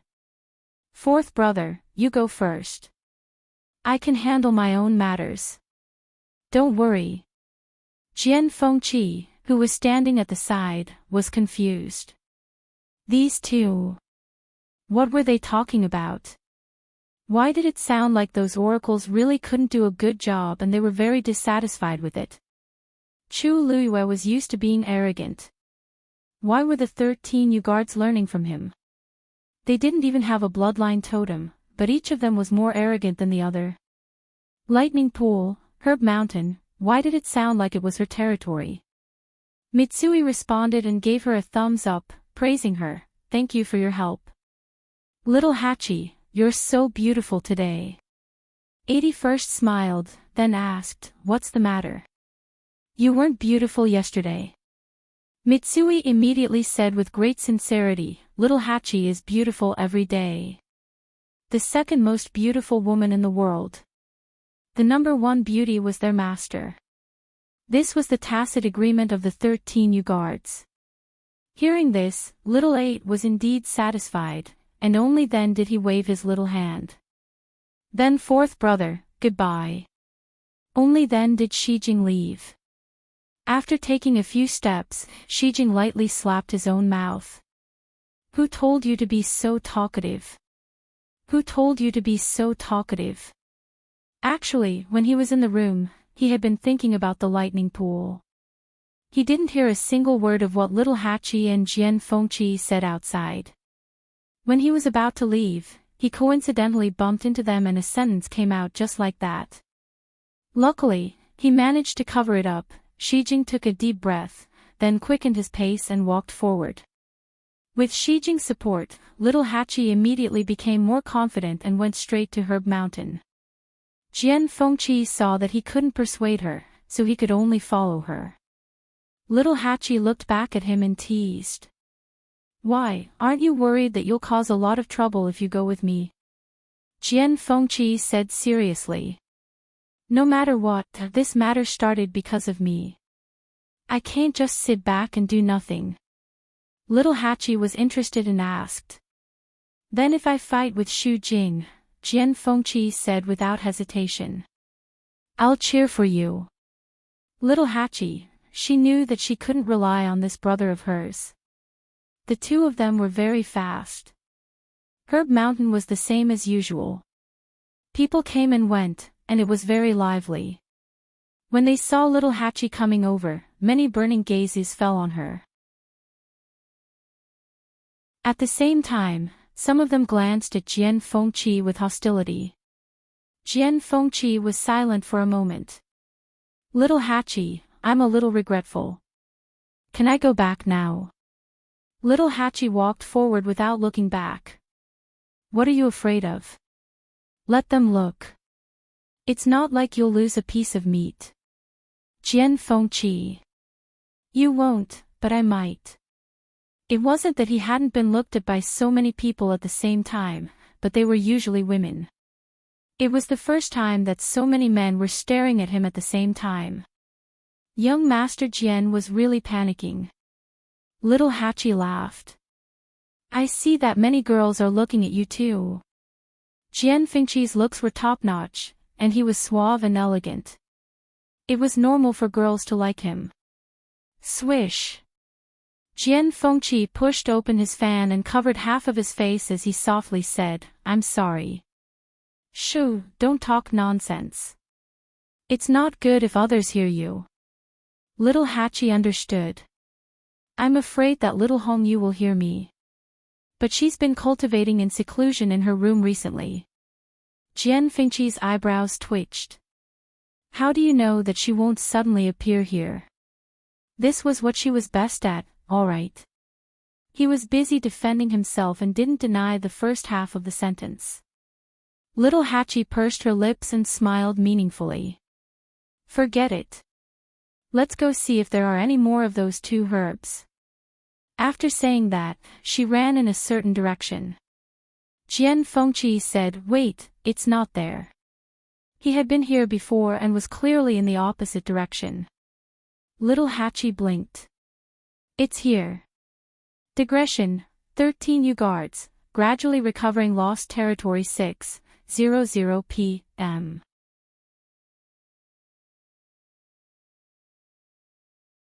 Chapter 23:30. Jian Fengqi pointed in another direction. Wind Thousand Seeds and Devil's Snare are usually associated with each other. They grow in damp and cold places. I've been to this herb mountain a few times. I'm sure I'm not mistaken. Little Hatchie said, I didn't say you were mistaken. But didn't you say that there's none over there? Let's go somewhere else. Who knows? Jian Fengqi said helplessly, I've already asked around the entire herb mountain. There's only one place that has it. It's over there. It's not found anywhere else. Little Hatchie suddenly became stubborn, but how will we know if we don't go? Jian Fengqi couldn't argue with her, so he had to say, all right then. Let's go over there and take a look. Little Hatchie nodded and headed in a certain direction without hesitation. Jian Fengqi frowned slightly. Looking at Little Hatchie's back, a strange feeling welled up in his heart. Why did he feel that Little Hatchie didn't just pick a random direction? Instead, she had already made up her mind to go there. This thought flashed through Jian Fengqi's mind, but he quickly suppressed it. He moved his feet and followed her. The herb mountain stretched for hundreds of miles. The area was vast, and the mountain range was continuous. There were all kinds of heavenly materials and earthly treasures. It was easy to get lost in this place if one wasn't careful. But Little Hatchie seemed to be very familiar with this place. She turned left and right without stopping. After walking for a while, Jian Fengqi finally couldn't help but ask, Little Hatchie, how many times have you been here before? Why are you so familiar with this place? Little Hatchie thought for a moment and said, not many times. But the terrain here is simple. I can remember it with a glance. What's so strange about it? Jian Fengqi, looking at Little Hatchie's relaxed expression, for a moment, he doubted his brain. Was it not enough?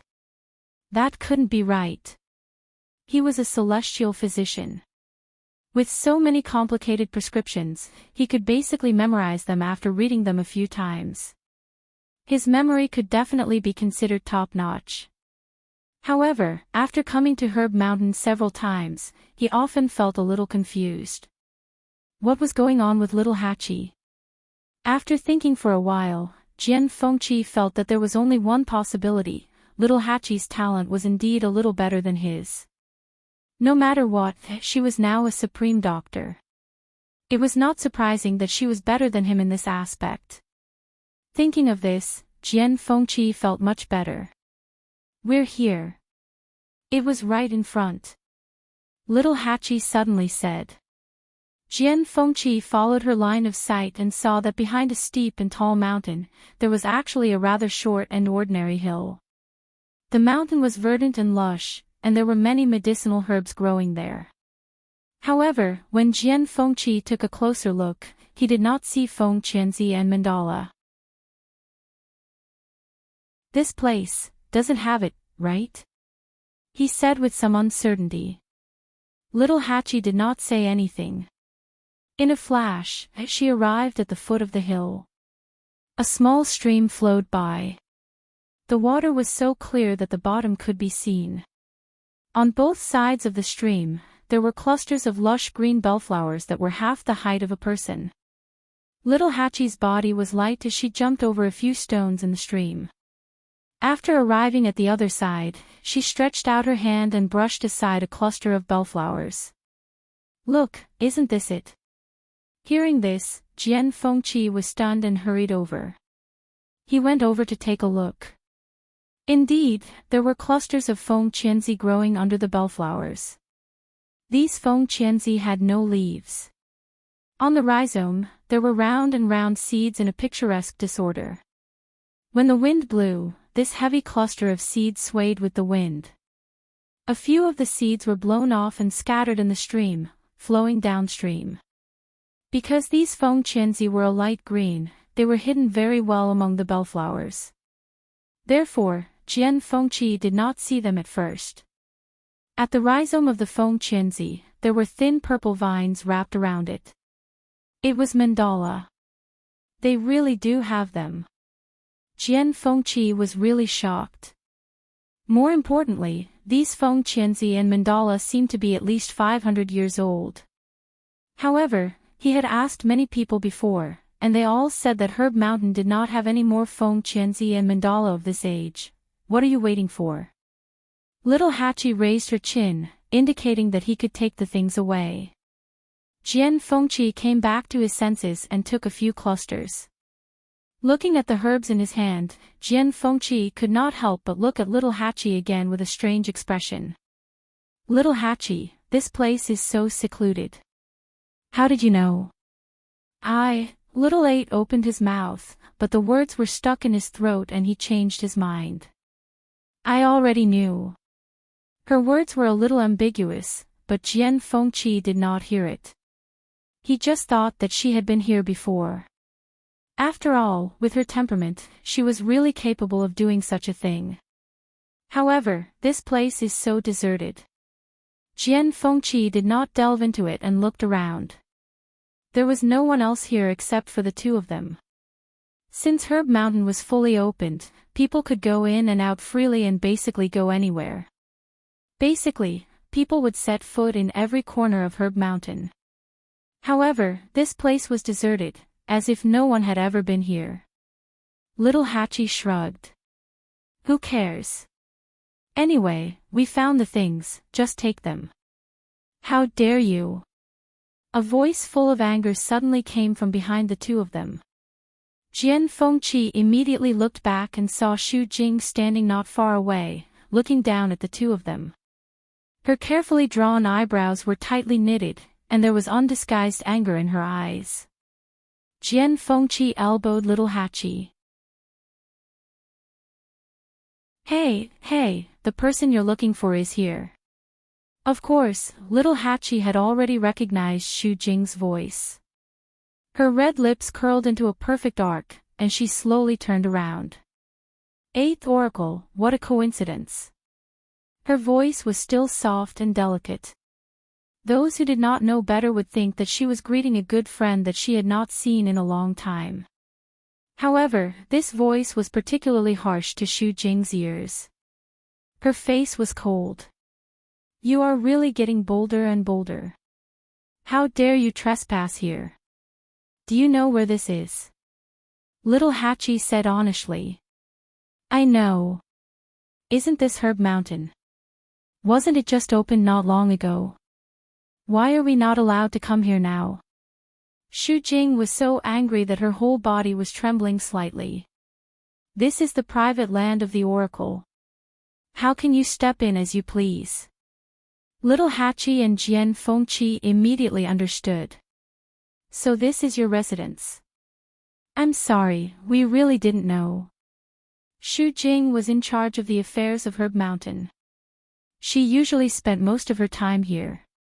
Even the other oracles did not set foot in this place. However, she never expected that these two people would come here just because she went back to the palace of the illusory god and came back a little late. You want to shirk responsibility just because you said you didn't know. Xu Jing was so angry that she laughed. Little Hachi spread her hands. Eighth Oracle, you said that this is your territory, but you didn't even leave a sign. Who would know? Xu Jing coldly reprimanded. Why not? The barrier outside.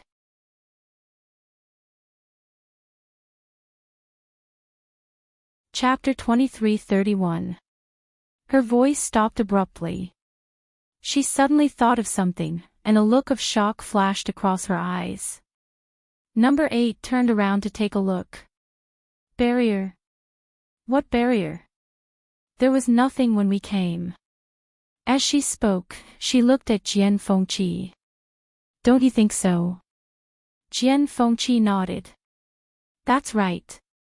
We didn't see any barrier. If there was, they wouldn't have come here so casually. Xu Jing looked up in disbelief. The barrier in the distance had indeed dissipated at some point. Xu Jing's heart sank. How could this be?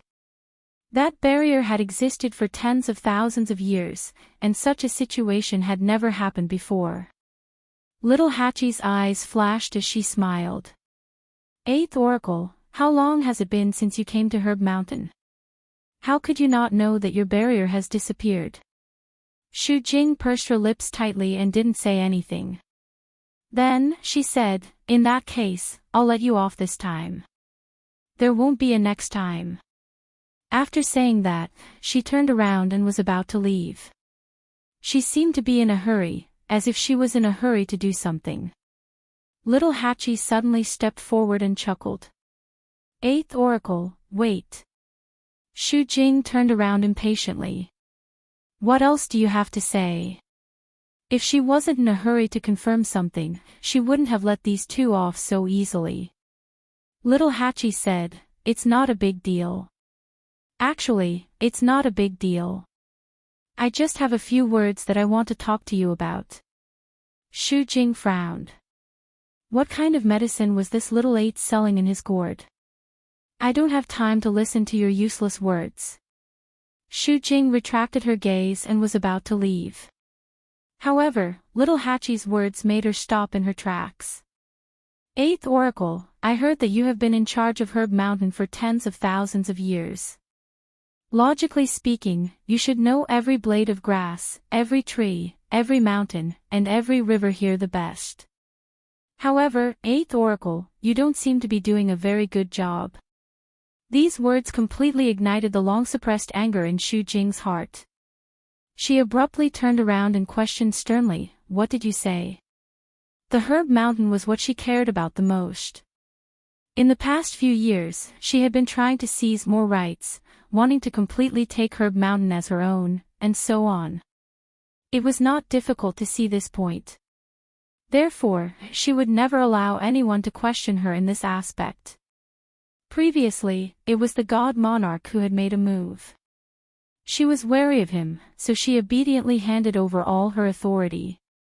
No matter how unwilling she was, she would never dare to go against that person. However, little Hachi was different. Who do you think you are? How dare you talk nonsense in front of me? Shu Jing was so angry that he didn't show any mercy with his words. Little Hachi was not annoyed.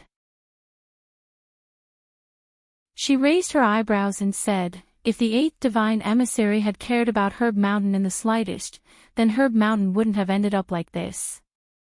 Don't tell me you don't know that. Wind seeds and devil's snare that are more than 100 years old are all gone. Of course, Shu Jing knew. After all, she had kept a close watch on every single herb on Herb Mountain. However, she didn't care. So what? Then, what? About. Little Hachi repeated her words. The smile on her lips deepened, but a layer of frost gradually gathered in her eyes. She sneered.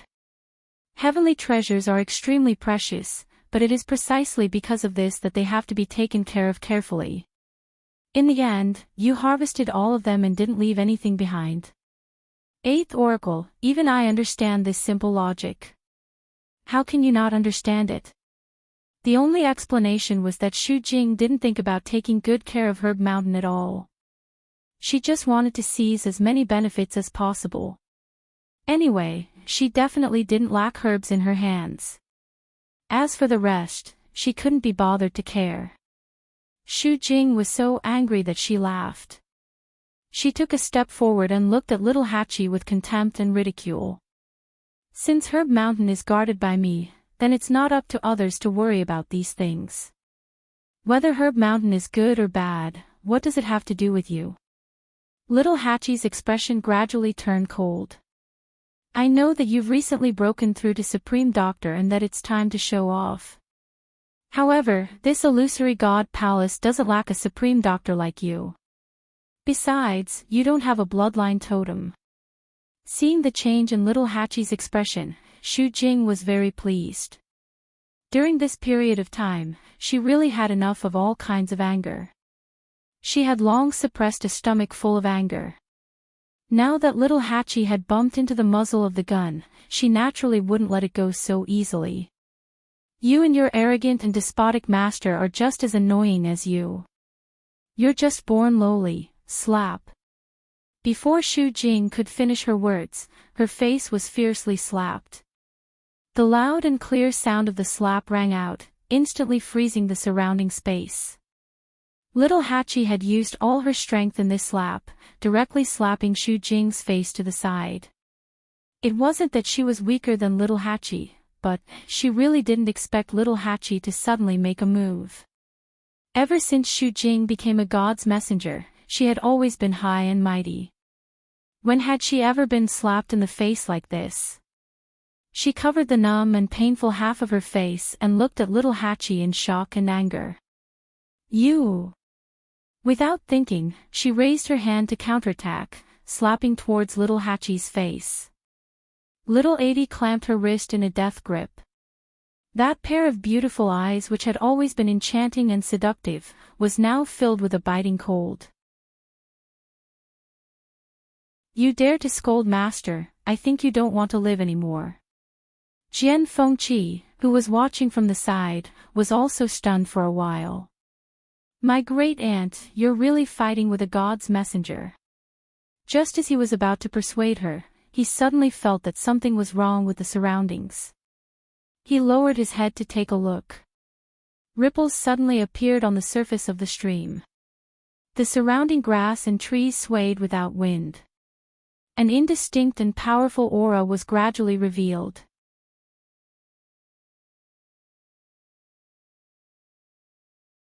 Chapter 2332.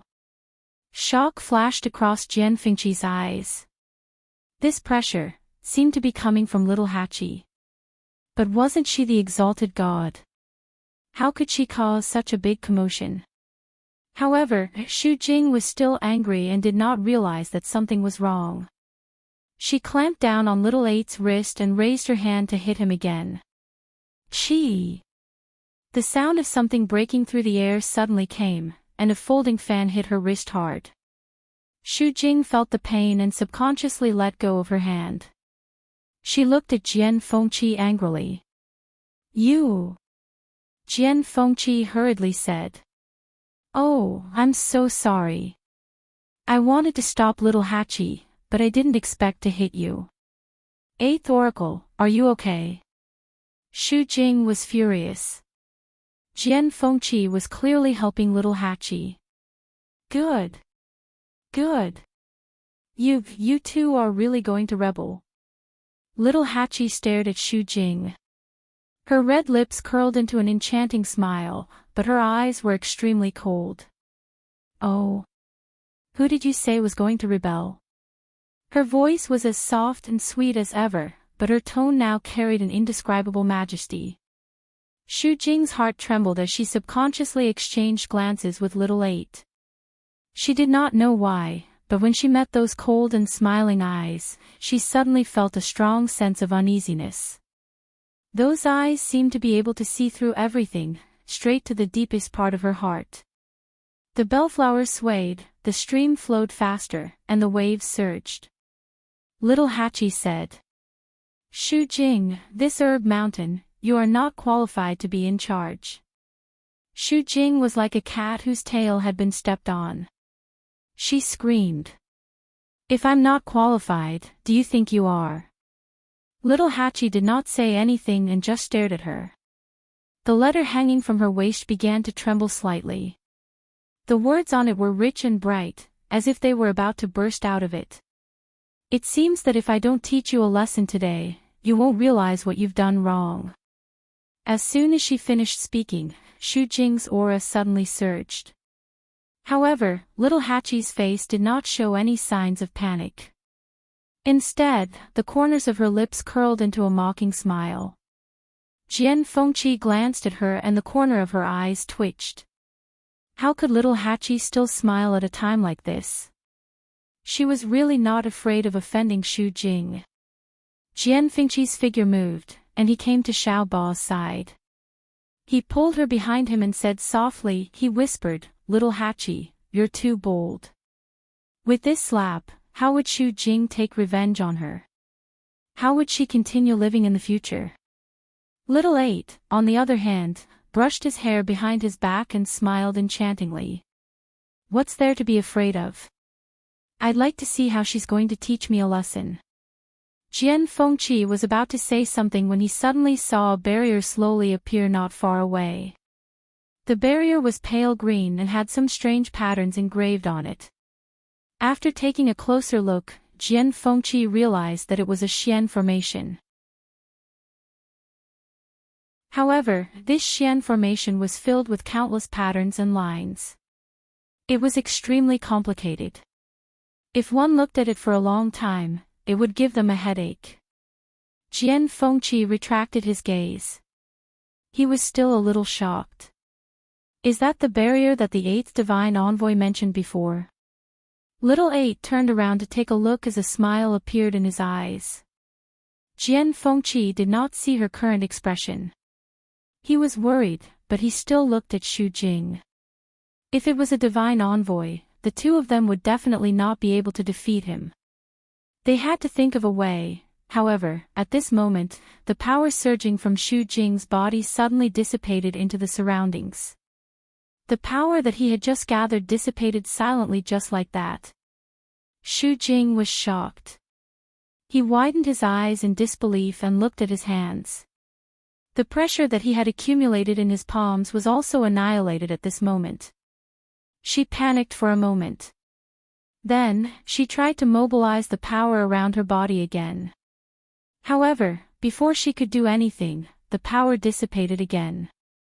Xu Jing's heart sank. Then, she suddenly thought of something and raised her head to look ahead. The barrier had reappeared at some point.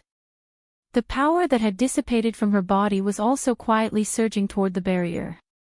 It was the barrier that was forcibly depriving her of power. Xu Jing felt as if a basin of cold water had been poured over her head. An indescribable chill suddenly surged from the bottom of her heart, causing her whole body to tremble slightly. This barrier, Jian Fengqi saw that her expression was not right. He also looked back and was shocked on the spot. Wasn't this the eighth divine envoy's barrier? Why did he suddenly turn around and attack her? Xu Jing suddenly turned around and left quickly. Her speed was very fast. Her footsteps were hurried, and there was a trace of panic and embarrassment in her back. Jian Fengqi blinked. She's leaving just like that. Didn't she say that she was going to teach them a lesson? And little Hachi's slap, was she going to take it for nothing? This 8th divine envoy is really interesting, Jian Fengqi said. He looked at little Hachi and asked with some concern. Although she's gone, with her personality, she definitely won't let today's matter go, little Hachi smiled. What are you afraid of? She's like a clay Buddha crossing a river now. She can't even protect herself. How can she have the time to care about us? What do you mean? Look at that barrier. She's in charge of looking after the herb mountain, but she can't even control this. Little Hachi sneered. I thought she was very powerful. It turns out that she's just strong on the outside but weak on the inside. What a waste of my feelings. Jian Fengqi, little Hachi. Don't you think you're getting more and more arrogant? How many people dared to scold the 8th divine envoy like this? Yes, she didn't just scold her, she even slapped her. Jian Fengqi felt that Xu Jing had probably never been bullied like this before. Just look at her expression just now. It was as if she couldn't wait to tear little Hachi apart. Little Hachi blinked her beautiful eyes. Her thick and curly eyelashes trembled slightly like small fans. She looked around and said modestly, I didn't. Jian Fengqi trembled all over. He cupped his fist and took a step back. My dear lady, let's talk things over. His little heart was still trembling when he thought of little Hachi's slap just now. Little Hachi snorted softly and walked back while twisting her waist. Jian Fengqi thought for a while and followed her. He asked with some concern. By the way, I'm afraid that Xu Jing will really hold a grudge against us this time, little Hachi yawned carelessly. She's always been like this. What's there to worry about? What if she comes back again? Little Hachi waved her hand. Then I'll be merciful and give her another slap. 2 slaps will do. Any more and it would hurt my hand. Little Hachi looked at her hand with heartache. Look at how thick-skinned she is. My fingernails were almost scratched. Jian Fengqi, as the two talked, they arrived in front of the barrier. Jian Fengqi suddenly thought of something. He looked back and saw that the surrounding vegetation gradually stopped swaying. The waves in the stream also gradually calmed down. You're tuning into the LoveLore Library YouTube channel. We're so grateful for your support and don't forget to subscribe to join us on this incredible journey through captivating stories. Your generosity through donations truly makes a world of difference, as it's the primary source of revenue that allows me to expand and enhance this channel for you. Thank you from the bottom of my heart for being a part of this adventure.